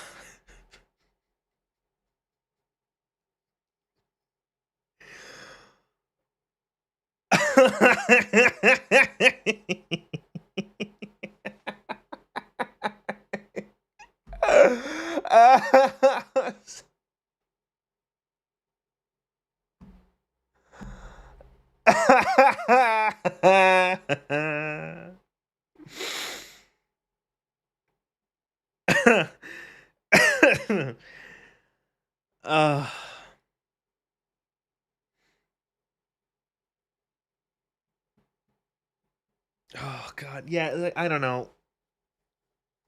Yeah, the Legion would put yeah. Oh my god. Fucking team sports politics when you're making your stupid fucking mod for a video game. Oh my god. Yeah, you just gotta laugh. It's just like, what do you, yeah, it's tiresome. It's just like, oh my god. How can you like, does it ever get tired? Do you ever get tired? Do you ever get bored of having your fucking political stuff live constantly being at the forefront of everything you think about and everything you do? You know what I mean? Like, that's what's it's exhausting. It's like, oh, you guys put like weird snake people that have sex with humans in your mod. Getting your political beliefs from the Frontier devs is like listening to the local crackheads for economic advice. Yeah. I don't know. Let's go back a little bit. The lizard people are not Trump supporters. The only Trump supporters are generic Legion characters. Also, the Enclave. The Enclave are Trump supporters. Which would be a very bad idea. It's so funny because it's that right there shows the level of like, they don't like the Enclave. They don't like the Legion. The Enclave and the Legion are very different from one another, but they don't like them and consider them bad. So the people that they politically disagree with, in this case Trump supporters, are both of these factions, despite these factions being completely different. You know what I mean? Like, that's what I like. It's just like, oh, well, you're the bad guys. You political opponents, the people I disagree with in politics, you're the bad guys. You're somehow the Enclave, and then you're also somehow the Legion. And it's like, you know, like, I don't know. There's no nuance. It's all emotional. Yeah, exactly. Like, they're like, it's literally like, you do realize like, they can't be both of these. Like, literally, they can't be both the Legion and the Enclave. That doesn't make any sense. You can't just like, but you don't care about that. You don't care. You just care about castigating anyone who you politically disagree with as the bad guy. If there was a third faction in Fallout that was also super evil and you know, does awful things, they would also call them that as well. They would say that Trump supporters are also that. And it's like, even if they were completely different, like a completely... Oh my god, I'm dying. Oh, I'm actually dying from this. Oh, you know. The Brotherhood of Steel, follow Brotherhood of Trump supporters. You know, fucking Mr. House is Trump. Everyone's Trump. If I don't like him, Trump. Dying?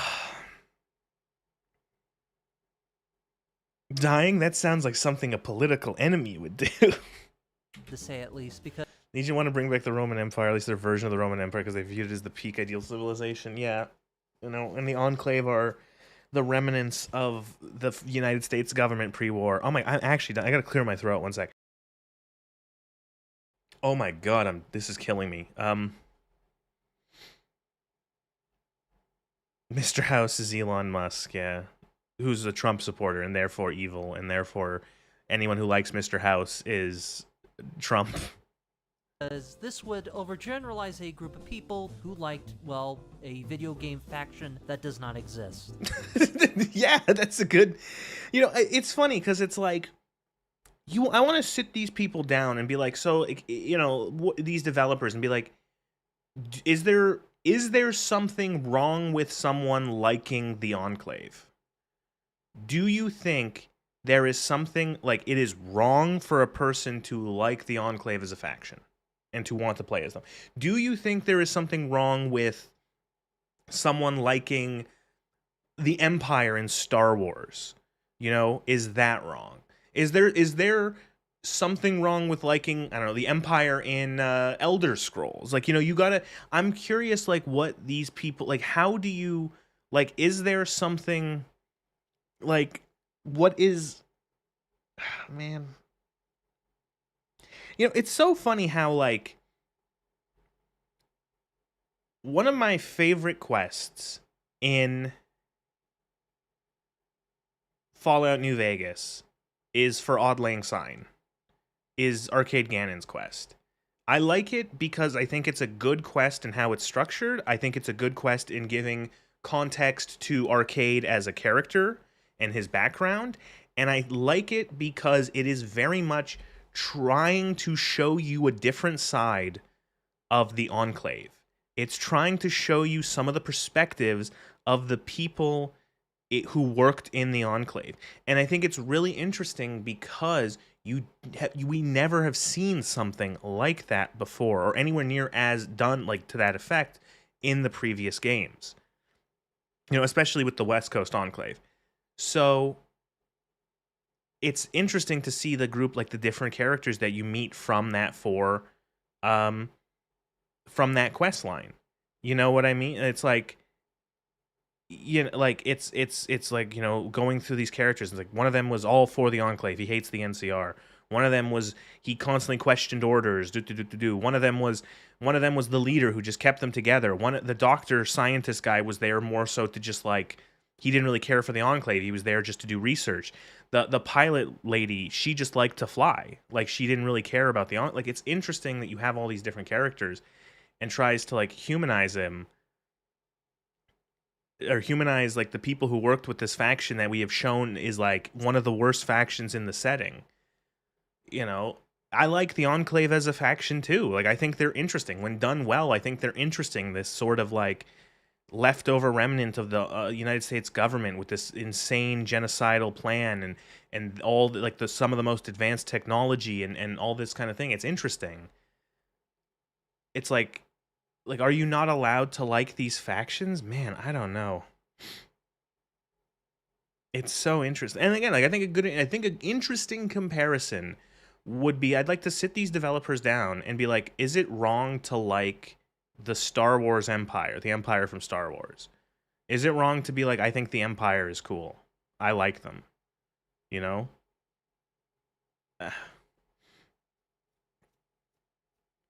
But also, this would make some of those people who were not that very, very angry. Other developers would make the same comments, and their stance was clear. TG Spy would later people on glaze this. Yeah, like, what is it? Am I evil? Am I not good? Am I bad for liking the Sith? However, the damage was already done. The Frontier team kicked the Hornet's nest that got V's attention, and the Battle of the Frontier would begin. This is when the Sneed would rise. All these actions from the mod behind the scenes would get 4chan's attention. Look, this as is I've where Way already gets said. executed. The V board, where people were talking about video games, especially the Frontier, were not liking what the Frontier was cooking. They would make fun of the mod by posting memes on their Discord, then they would all get banned. Wait, what? Oh god, that was a hunt down the free. Yo, we gotta They go would back. make fun of the mod by posting memes on their Discord, then they would all Hunt down the Freeman doesn't include the fetish of the developers and writers. Remained in Half-Life lore somewhat. Adds like weird. Adds cutscenes to a game without cutscenes. Breaks the lore in every way imaginable. Does not fit in the universe of the original game. Tries to be both some Kojima disciple and comes off as pretentious and Kino. Air carrier is based super weapon because Metal Gear Solid 5 had a cool air carrier. Poorly written Reddit and Tumblr-esque characters. Shoddy, obvious bad guy who betrays the main character. Cringeworthy other place references to pop culture and memes. Buggy, mess, stolen assets, tries to be too ambitious. Developers couldn't restrain themselves. Wow, this sounds like all of the things I've said. A lot of like the too ambitious, they couldn't restrain themselves. Main character becomes power fantasy, gets a mythical and legendary hero status. Developers and writers don't understand what made the original successful and great. Fan fiction OC writing, self-inserts, creators cannot handle criticism. Just like how they keep coming back into... Yeah, I don't like how the Enclave keeps coming back. I don't like how there's just constantly more Enclave. I think it would be nice... Like that, I do like how it's like, what is the Enclave in New Vegas? It's just it's just like some oldies. Just some old dudes. You know? The Enclave or not. Their own, since this one soldier talks about having a brother with Down syndrome. That's the V, yeah. One good thing you can say about Hunt Down the Freeman, the developers didn't include any naughty content that you can recall. Well, that makes... Thank you for giving me more reasons to play Hunt Down the Freeman on stream eventually. That will be a goal eventually. Maybe. get banned. We're coming close to Vampire the Masquerade hitting the goal. What do you think I should do next? Maybe... Can I do like a poll? I could do like a poll or something, but like I have like 5 games that I could do. I'm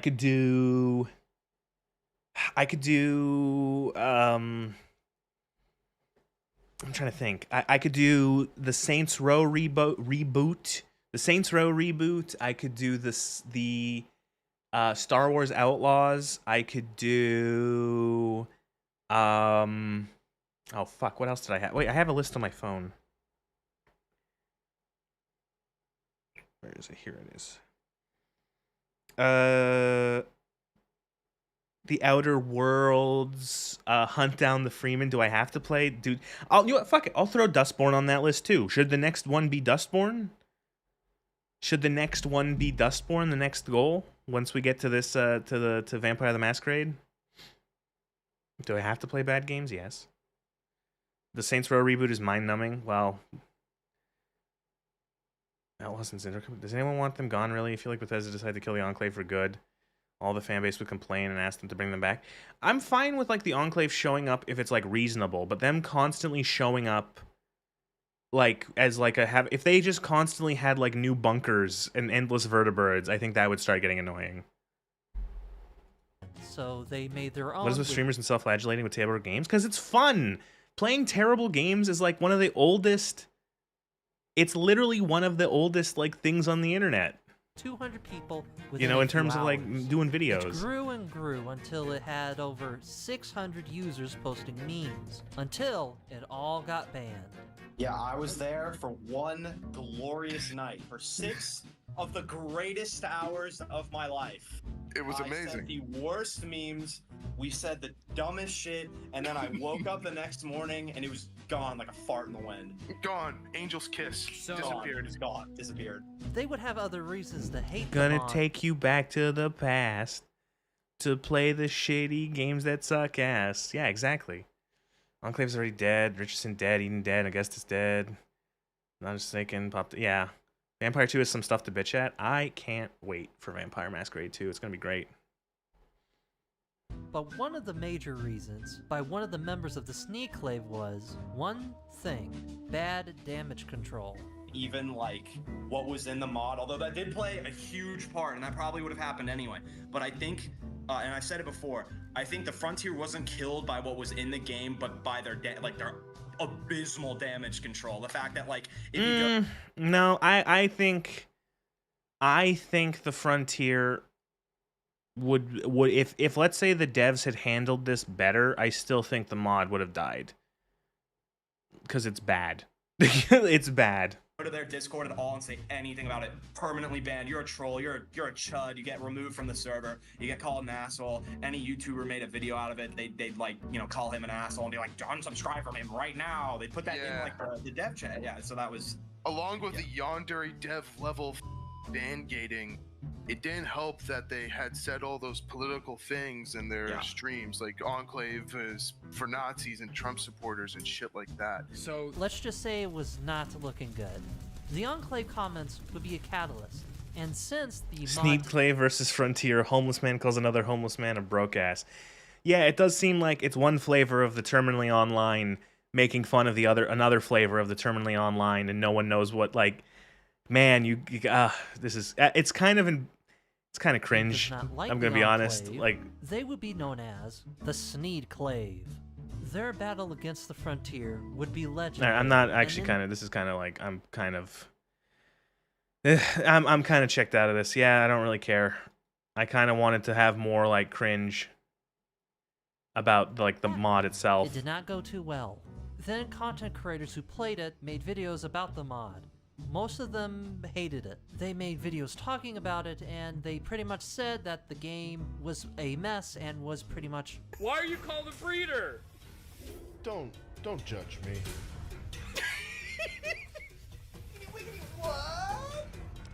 You wouldn't say wiggity wiggity what in a fucking Fallout game. I'm sorry, all the goodwill that this mod built up is fucking gone.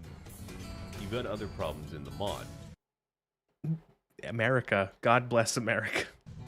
Over here, you have a recently turned to 18 character. I have no idea if she was always 18 or if that was changed. I do know that they did change up some of her dialogue, and I'm not sure what. Fallout the Frontier is a 7-year-old project for a mod to Fallout New Vegas. This mod was so... Okay, moving on. Probably saw this. Man, I wasted 7 years of my life working on this. After some time, someone had to explain themselves, and unfortunately, it was TG Spy, and he was going to be that guy. He would get to do some interviews about what happened during the development behind the scenes. But one of these would be the most embarrassing one. But most importantly, that's interesting. The most funny. There would be a live stream from Tyler McVicker, and this live stream would make things, let's say, even worse. There would be questions that the viewer would give Tyler to ask TG Spy. It went as well as you think it would be. A total disaster. What are your thoughts on Sneed posting? It's from Jonathan. I don't have an opinion. I still don't understand. If someone could email me what it is, I would really, really appreciate it. They did ask the important questions, though. However, I feel like a lot of this stuff is just people who are like, you know what? If you can't, like, I don't know. Just, people need to know when to stop engaging. Just stop. Like, this is, like, why would you do an like, you are not going, this is not going to work, especially with, like, a chat. Like, are you kidding me? You know what I mean? Like, it's just, you have to stop doing it, stop engaging. These people are feeding off of the fact that you keep engaging. You're like, oh, you need to stop. Just walk away. You know, if they keep making fun of you, if they keep doing trolls, if you don't get it, if you don't give them a response, you're snuffing out the fuel. You know, but like you constantly giving all these interviews and like stuff. It's, what are you doing? The content that we've produced and the characters that are involved in these quest lines are underage, except having gone through the entire mod, I believe the only sort of content that I've been seen brought up is America, and she is not You underage. No. Like, see what I mean? There's no lock and key. You can just walk away. The hard part is letting go. Shut up. Only way to beat the troll is not feeding the troll. Yeah, just stop. Just walk away. They'll be the best. I don't know. Like, they think that they can fix it by explain. See, the thing is that the people who are actually like paying attention and doing all of like the trolling and shit like that, they're not like misinformed. They can't be convinced. Like, that's the thing. They don't want to be convinced. They're not there to be convinced. I know it's overused, the term. They're not there in good faith in that way. They're not there trying to be like, you know, they're not like, if you keep trying to explain things, they're not going to eventually go, oh, you're right. Oh, I'm so sorry. No, they're there to get a reaction out of you. They're, you know, like, and you keep giving it to them. Stop. These people are all talking about the underage character. Oh, underage character, underage character. Oh, what about the characters that are underage? And then you bring it up and you just feed them more. You just added more stuff. There's more stuff for them to feed on to. Stop. Say a piece and then unplug your router and go do something else for a week. I believe 17. Involved in anything at all? I'm going to read that one more time. Why would he be worried if there was nothing to be worried about? I will say, kind of a poorly worded question, as I'm having a hard time following it, but if you could try and fill me in on that. California mod had similar things, stupid Call of Duty Vault Dweller stuff. It didn't employ like the Frontier. Yeah. I think he's asking, why did we worry? Oh, I just read this. This is very familiar. I just read this on the wiki. A note at all, if it was going to be a concern at all. And I couldn't answer for you personally. I think see, like, that's what I mean. Like, dude, you have to stop. You should just stop. You shouldn't have done this. This is not like, goddamn. This is not like. It's like you're not going on to like the news to have like a TV interview, and like it gets like shown and like, no, you're going on to a live stream and you're gonna like, what are you doing? Stop. Just stop. You're making. It's like picking at a wound. It's like you're constantly scratching at a cut and it's not healing. It's like, no shit. You're constantly scratching at it. Have to answer. He wrote the character. Who is Odin? He's the other writer on the team, one of 3 major writers. So I've actually been seeing quite a bit about how the Enclave doesn't have representation within the mod. Could you speak a bit to this?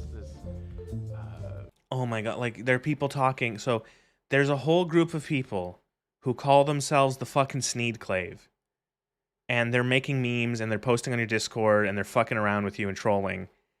And then there's a question that's posed to you in this live chat with all these people saying, bless the Enclave, chat Enclave. And it's about the Enclave representation. What the fuck do you think do you think they're honestly, are you stupid enough? Are you naive enough to think that it's an innocent little question? Oh, they just want to know. No. They want your reactions so that they can post more shit, you morons. How do these people who spend 8,000 years on the internet act like they've been here, like this is their first day? Like they just discovered the internet, you know? Also, I have to point out, there's one guy here. Let's see if his thing goes up a little more. Look. Power trip. You can straight up enslave a woman. Actually, a very good point. No, the Enclave is a fascist power trip. By the way, here's this 18-year-old character you could enslave. I keep saying specifically a lot. The Enclave. W rage bait. Yes. Touches autism. So, the reality is we didn't make the Enclave questline because we didn't really have a big enough team to take on a 4th questline. Nazo. So, the kind of person who shuts down their PC when they see a green text mentioned in chat. So here's the thing. I think some of this is Tyler McVicker not playing the mod himself and just asking what the chat says. Well, yeah, but like, that's even worse. Why would you go onto this chat with someone who doesn't know what the source material is and then just ask, are you fucking crazy? So this is the thing. They say, this guy here, the lead behind the dev, the mod, is saying that they didn't do an Enclave questline because they didn't have enough people to take on a 4th questline. So the problem with that is that you have these other devs who have said that the Enclave is a fascist power fantasy and it's not interesting because it's their one note and everything. How do you not really, like, man, like, do you now you've made it worse. It's like, dude, you are being obviously trolled by the internet and you are falling for the most obvious baits in history. Like, early 2000s troll. Yeah, exactly. Fucking exactly. Like, I can't fucking believe that. Wait, I gotta check. How much is that Chilean peso? No, C into USD. Yeah, it's like 250. Yeah, 274. Yeah, that's about right. Okay. But yeah, like, it's the most obvious. So here's the, like, so 3 quest lines are too much. So the thing is that now you have 2 things. You have developers saying that the Enclave are evil fascist mod, or evil fascist faction power fantasy bad. That's why you can't play as the Enclave. And now the lead dev comes out and says something completely different. He says, we didn't have enough people to make a 4th quest line. And so now, again, these people don't actually care. They're just trolling, and it's like, now they have even more things to troll you on. Oh, so which one is it? You didn't have enough people, or they're fascists, and they're power fantasy, and they're bad? Why are you lying? You know, like, they don't care. You've just thrown more fucking chum in the water for the sharks, you fucking idiots. Odin the Devils already were working on their own quest lines, and to add a 4th quest line for the Enclave would have been a significant chunk of work. People saying, oh, he's lying, sure. And the Enclave that we have present in the Frontier isn't exactly the most friendly. The Sneedclave or trolls? Next you're going to tell me that Tiberius Rancor is a traitor. Joinable faction to begin with. And I think a lot of the outcry for the Enclave has come from perhaps poorly timed joke that we made on one of our first live streams. Stop. Calling the Enclave a one-dimensional It's so painful. It's so fucking painful. Stop. So what is it? Is it a joke? You didn't put it in? You didn't have enough people? You think it's bad? It's a joke now? That didn't sound like a joke. Fascist faction. That didn't sound like a joke. They played that line in this video earlier. Those devs did not sound like they were making a joke when they were saying how oh, you can't look how, oh my God. He's just, it's like, it's like he's digging his own grave. He's digging his own grave. He just keeps giving rope to hang himself with. He just keeps pulling out lengths of rope. They could fucking hang him from a skyscraper at this point. And a fascist power fantasy. People have sort of taken that joke and assumed that was the reason that we haven't added the Enclave questline. It's not. The reason we didn't add an Enclave questline is because we just didn't have the time, resources, or the motivation to make one. Then things would start to go nuclear. Foot fetish stuff? Oh no! No! Oh no! No! The fucking what's it called? The Punisher gif. No! Wait! Oh, Jesus. Here we go. Yeah, he wrote all the companion dialogue for America.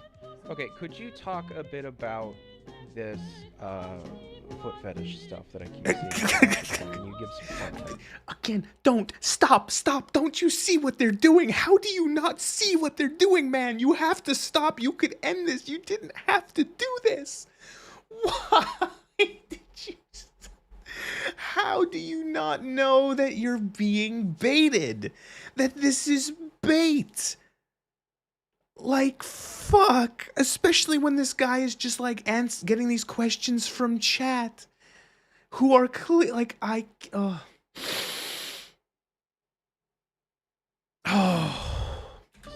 Yeah.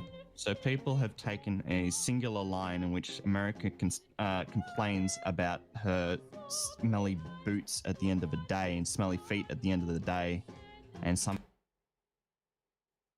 You gotta stop. You just gotta stop. You gotta stop. Blind, deaf, comatose people would understand what's happening. Yeah, like I don't understand. I can't. Do you not? Is it just like? Again, is it a touch of the tism? I don't know. Because it's like, if they were new to the internet, okay, I can see why they would fall for this. But they're not new to the internet. They've been modding and they've been spending years. And then some also, so like, is it just the tism? How construed that into us being foot fetishes, which is... Okay, so I have the line here I'll read. Yeah. Quote, I'm dreading taking off my boots tonight after the running around we've been doing. Phew. My feet will probably put rotting fish to shame. Why is there a condom texture?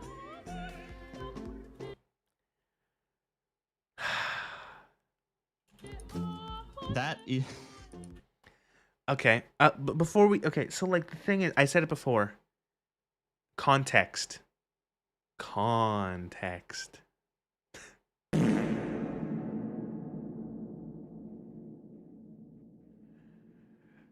The devs be like, there's a 4chan spy trolling us within our ranks.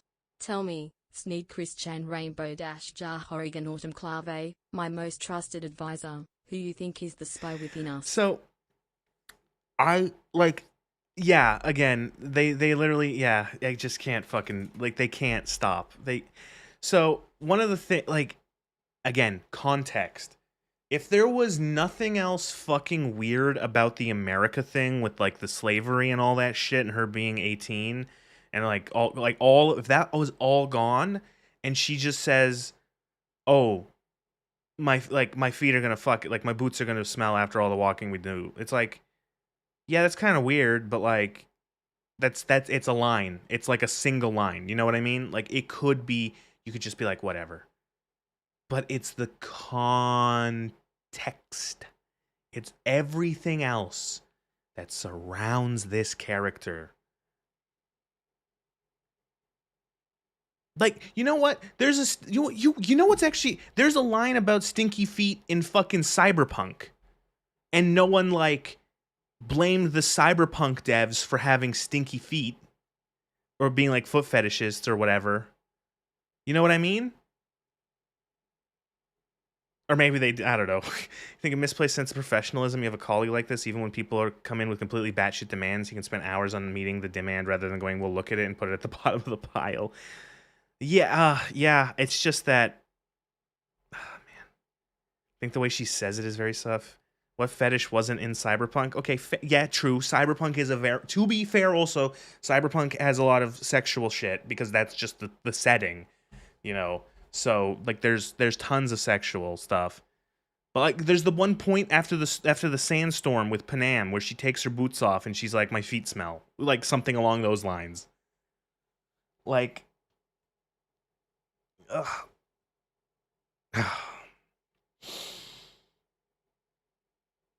I don't know, man. That guy. We gotta keep going. That was I don't know. It's one of those things you don't think about after having seen it. Wait, about the condom texture, right? That was I don't know. It's one of those things you don't think about after having seen it for so many years, but it was always just one of those, it's kind of funny, I guess. And you only see... If the condition of feet isn't a gameplay mechanic or alluded to frequently as part of a narrative, then it's purely a fetish insert. I don't know. I feel like that's unfair because then it's like you could stretch that out to like anything. You know, like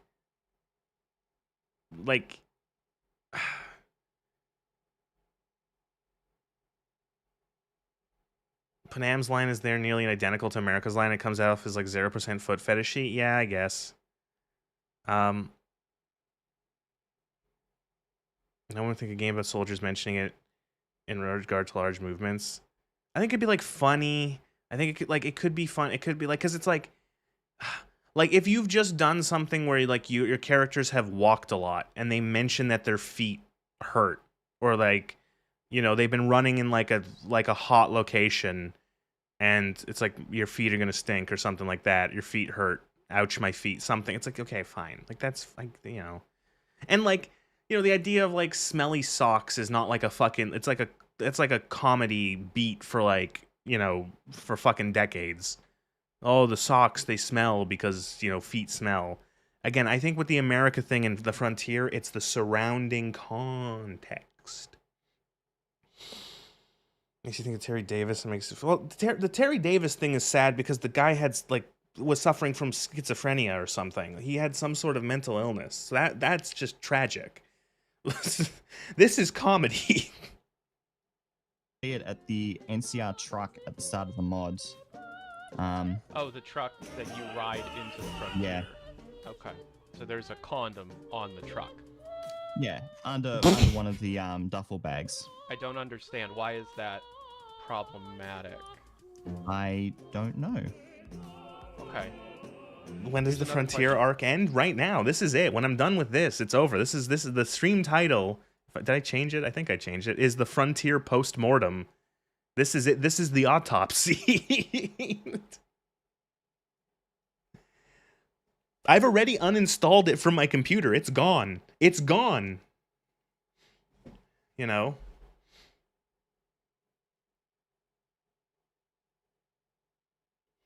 See, and you know what? Look, this super chat on the video, on the whole fetish thing. When it's a mainstream game, it's to be humorous or add life into a game world. Here we can't tell because of who worked on it. Again, yeah, it's the context. The devs have been outed potentially, maybe as like being perverts, and so we can't tell now when something is like we can't tell. We can't tell. Panam's line is either a fetish line or meant to be a soft rejection for the character. I think it's because I think you can try to cozy up to her a bit more if you're a male V in that section, and you can start like doing the romance subplot with her. And I guess they just didn't really find a way to write it out better. You're sifting through the wreckage years after people have moved on. The Frontier arc ends when I finish all the quest lines. No. Quote, talk about the Deathclaw sex. No. See, like, oh no, dude, stop. You have to say this interview is over and punch the interviewer, like in Mass Effect. You have to stop this. Vanilla Fallout game has come close to that. For the feet, for the 17-year-old crap, end quote. Thomas, you have the floor. Yeah. So the Deathclaw sex scene was written as an overtly ridiculous Wild Wasteland. And for anyone that's actually gone and seen it, you had like 13 different dialogue options, and they were all completely and utterly ridiculous. So once again, Mr. Developer of the Frontier, were this the only thing in this mod that was weird like this? If this was not, if you guys didn't have things where you've casted out a dev because of his artworks, if you've essentially acknowledged that, yeah, we had perverts working for us, you know, all this sort of stuff, this might have flown. If it was actually tied to Wild Wasteland, this might have flown by as something that's funny and ridiculous. The problem is the surroundings and the writing. it's also fucking weird. The actual dialogue is like weird. The choices, like the actual written words, as you can see. And again, it's the context of like there's other stuff. It's like, oh, you can have the death cloth. Oh, it's not that bad. Like, it's like, yeah, but then what about all the snake people you can have sex with that have human fucking sex slaves? You know, what about the weird stuff with America? What about the weird stuff with that other character, May? And what, like, there's all this other weird stuff. It's not just the one thing. It's like a loaf of bread and there's just spots of mold throughout all of it. You can't just go, oh, it's the one spot of mold. No, the entire thing is filled with mold. It's all moldy. Live equivalent of a detective seeing a body cam footage. Jesus. They're all ridiculous and very blatantly crude and degenerate. Yes. To sort of, you know, it was funny. Quote, please read this. He is lying to you. The dialogue with America has you call her your, again, quote, little slave girl, and she says she'll do anything for you, and cries. Again, stop. And they're not, you're just digging your own grave. You could fit a fucking, he's dug so much dirt out, he can bury a whole fucking army's worth of people in this one grave. Stop. They're not asking these questions to get genuine answers about why you did this thing or why this thing is in the game or the context behind it. They're just trying to get you to say things to use it against you, you fucking moron.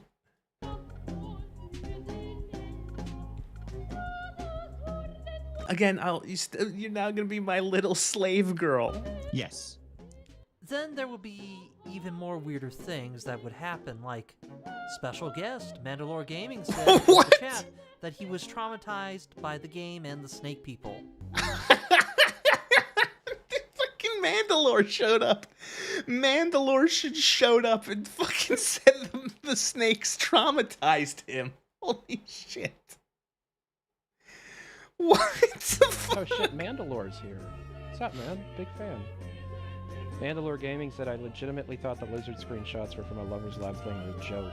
Oh no, I thought it was from... imagine Todd Howard super chats, buy my game. But this is way more than people were saying. I'm going to have nightmares about the skunk. Now, there would be even more moments that would happen on the stream, but at this point you get the idea. The thank live you. stream was really bad. It should have never been made. No, yeah. Not to mention it made the entire team on the Frontier look really, really stupid, bad, and in fact, some have claimed them to be degenerates. Degenerates like you belong on a cross. TG Spy dodging questions, them getting schooled on lore about a game that's supposedly lore-friendly, and it just got worse and worse. However, I have been holding something People don't know how to cut their losses. They don't know how to cut their loss. Stop. back a little bit. Before all of this, however, it would be revealed that one of the lead developers You need to staunch the bleeding. was doing something not very good before and after he joined the mod.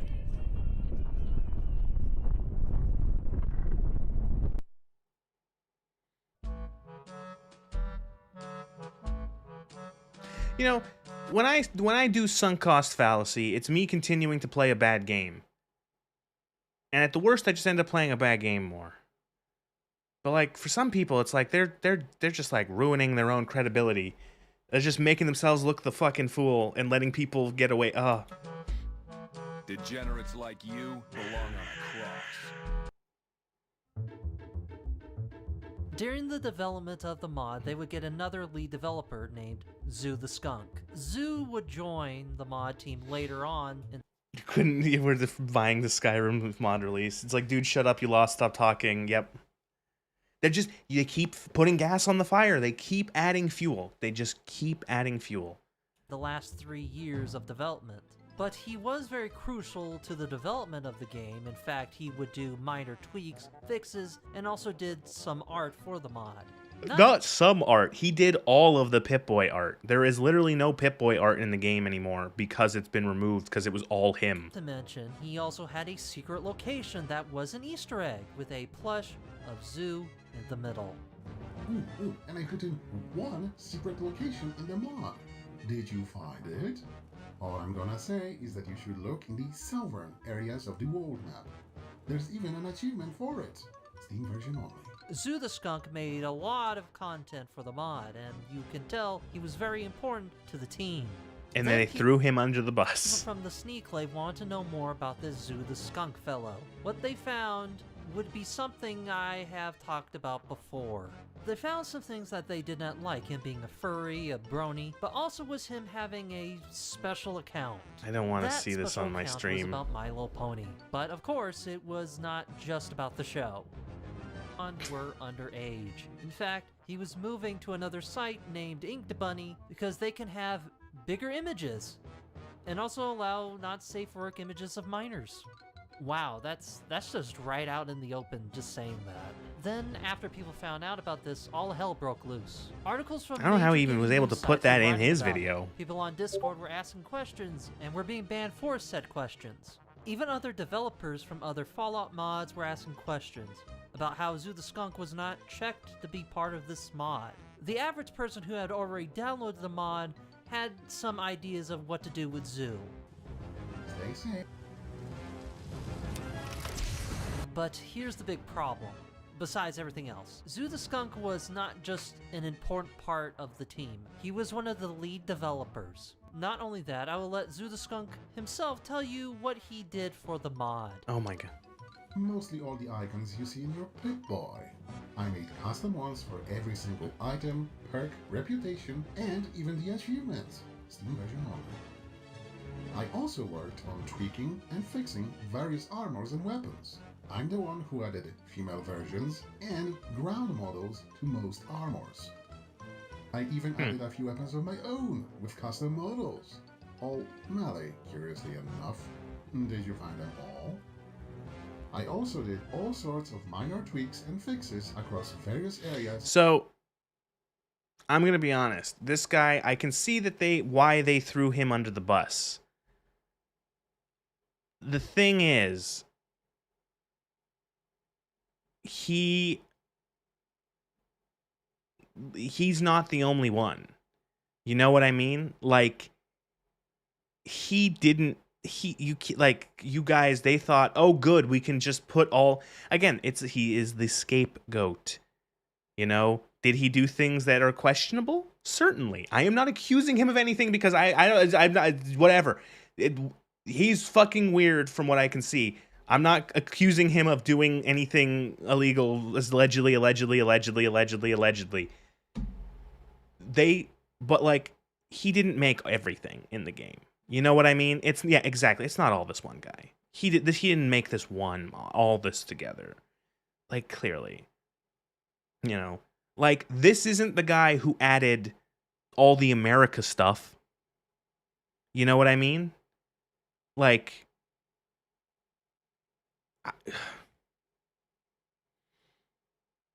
you know, he didn't add all that. Of the mod, particularly the quest from the Crusaders questline. Fall Guy, yeah, I Fall also Guy, proofread Scapegoat, various texts from the mod, Bagman, notes. fucking You know, left the holding the ones on bag, front left pages, fucking carrying all that sort of Patsy, whatever. Just like that, 7 years ruined by a questionable furry brony art fetish guy. Before he left the internet, Zoo the Skunk would make a statement on what happened. The sad part is that I never intended to put anything fetishy into the project. The stuff that mod was criticized for before everything exploded was entirely the doing of other people on the team. I made a mistake and I am deeply Bro didn't add the regretful. Max Caulfield. So, like, here's the thing. What he made, like, did he add the Deathclaw? Was that him who added the Deathclaw stuff? Was it the Deathclaw? Was it him? Because otherwise it's like, it seems like he's getting skewered for like the other weird shit he did outside of the mod. And it's like, yeah, that shit's weird, but it's like, guys, did he add the enslave You don't think Zoo was the Deathclaw? Like, see, that's what I mean. It's like, did he add the sexy? Did he add the snake people?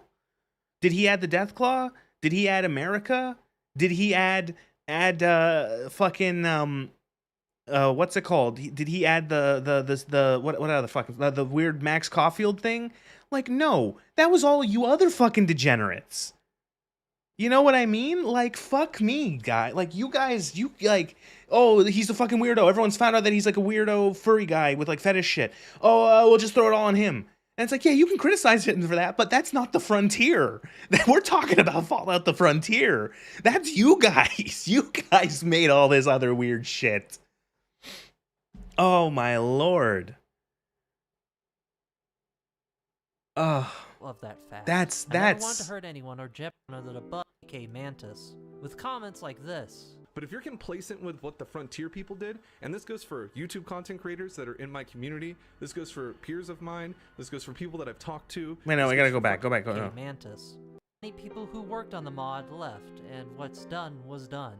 The Fallout the Frontier would be considered was the level designer responsible for the Deathclaw scene? Porn artists have more restraint than these guys? Yeah. The biggest disasters in the modding scene for Fallout and other mods. The sneak. Yeah, like really, it's like what the like yeah, the fucking guy doing like degenerate furry art was able to contain himself more than the people who aren't degenerate furry artists.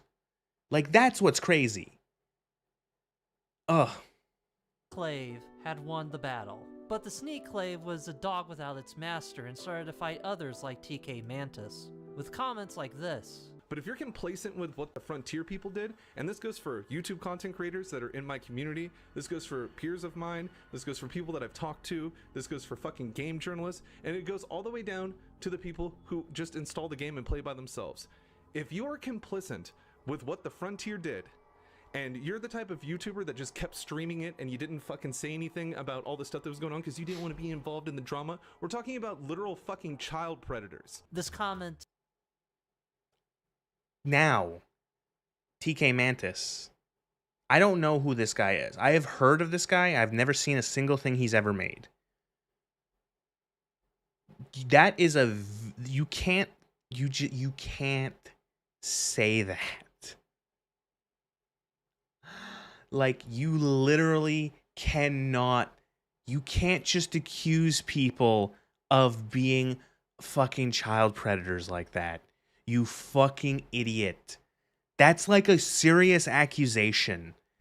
Like, what they did is fucking weird, but, like, you, and does he have, okay, after saying this, does TK Mantis have any videos about the Frontier still up?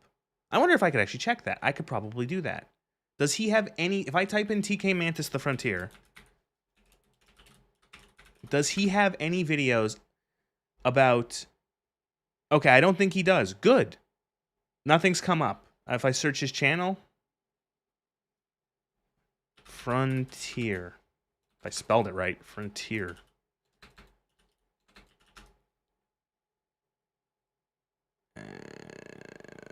Yeah, I don't think so. Okay, good. That's good, because I was gonna say, if you have any fucking videos of, if you're gonna moralize and then not, and like be like, well, I still have videos about the Frontier or whatever. TK Mantis, TK Mantis is a shill. Completely forgot. TK Mantis flip-flops his opinion depending on who he's engaging with.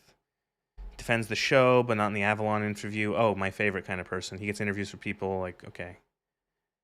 Couldn't accuse the lizard levels in the Frontier being responsible for anything with added character. TK Mantis used to be the most respected Fallout YouTuber, and now he's mostly a Bethesda yes man.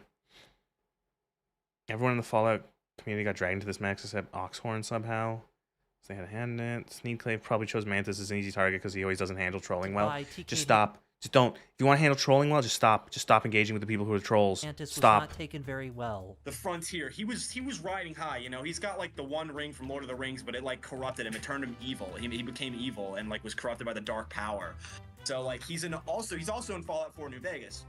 And so what happens is one day he gets banned suddenly. He goes to his YouTube account or his community post, and keep in mind his community's already like rabid. They just go over the frontier. That was awesome. That was huge. And they're like, let's do this shit again, right? So when TK comes around and he's like, hey, Fallout 4 New Vegas are employing, and they're covering for like the pedophile devs from the frontier. We should do something about that. With no context, by the way, other than just like source, trust me, bro. Here's a screenshot from 4 years ago. Remember, overgeneralization of a group of people is wrong and bad. But everything petered out, and it truly was. TK Mantis got a tattoo of the constellation. Oh, it's him, the guy who got the constellation. Did he get the tattoo covered up? I haven't heard that part. I heard he got a Starfield tattoo because that's like he wanted to be the most embarrassing person on the planet. But did he actually get it covered up after the fact? Oh my god. Imagine semi-permanently scarring your body with something from fucking Starfield. The end for Fallout the Frontier. It would never be seen or heard from ever again.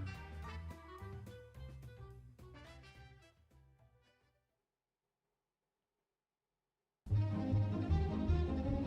don't think it's covered up, but rather camouflaged by the things around it. Oh.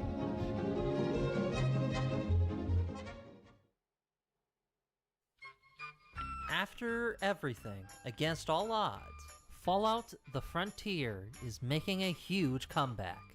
This would be a rework project that would I think this has been is this the one that got canceled, or is this the re-one? The Frontier team that was still there after the disaster would address some of the criticism levied at the mod. Then they announced that they were going to do a rework completely from the ground up, mostly from the NCR campaign, after they got rid of all the controversial parts of the mod. But do not worry, after everyone left, with a the completely feet. new team of developers came in to pick up all This never the came pieces. to be? This Okay. was an attempt to rework and meet the Fallout community standards. He's a massive Bethesda shill at the same time as dunking Bethesda during the layoffs and calling them lazy. He's that type of person. Oh, I love consistency. And giving a chance to be redeemed to some degree. It would change a lot of things, like characters being completely rewritten, the NCR name being changed to the NCR Exiles, the roads would be improved upon, giving people better areas to drive in and getting rid of a lot of objects in the way. A new version of the mod would rise from the ashes like a phoenix. Then it got cancelled. There were multiple reasons for this. In 2022, the team announced that the mod was going to be delayed because some of the developers were in Ukraine. And there was this tiny little event that would be happening in Ukraine. Then it was announced that the team would end the rework of the... Has every single mod in like the entire is like 90% of the world's mod makers based in Ukraine or Russia? Like, man. mod due to technical issues and burnout. Also, people and other modders not wanting to touch it with a literal 10-foot pole. But there was a chance I can't blame the devs for that, would make no. another comeback, and it would have a new name called Fallout: The New Frontier. I see what you did there. The car This guys new from version of the Ukraine. rework was already Slavs in love development Fallout. for 7 months before it was announced, and all of it was led by A lot of them TG since they Spy, game on older doing hardware. what the last Oh. one did, now with a tighter bit. Hey guys, you want to help me polish this turd? I know that the mod is toxic and has like negative negative fame, like infamy. Oh man, Control but oh and jeez. some of the problematic devs no longer being there. Things are starting to seem a little bit hopeful, a little bit bright even. But let's face it, this mod right here is just straight up cursed. Yeah, all right, thank you. That was who's this channel? that was Smackyard's video on Fallout the Frontier, which I think after reading through the wiki for the Frontier and some others, that was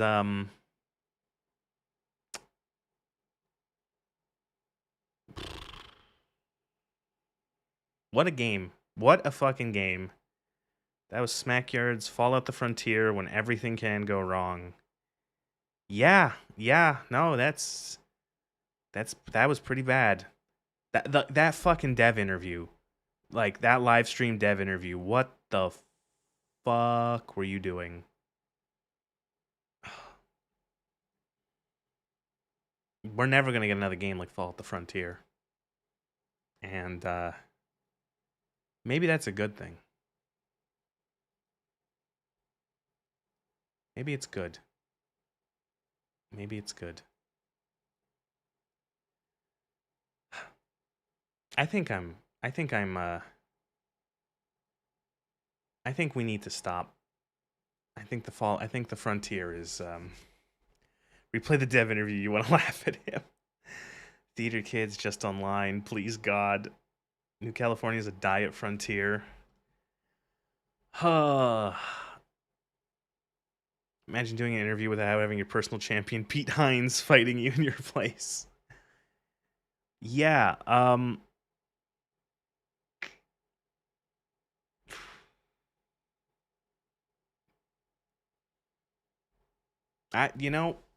we just have to. That was bad. That was really bad. I didn't know that was that bad, but that was that bad.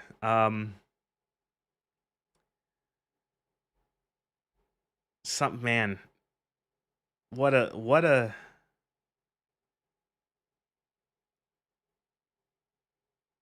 Yeah.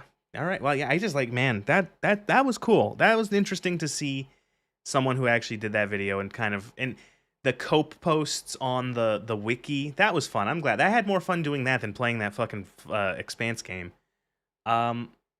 So yeah. Jesus.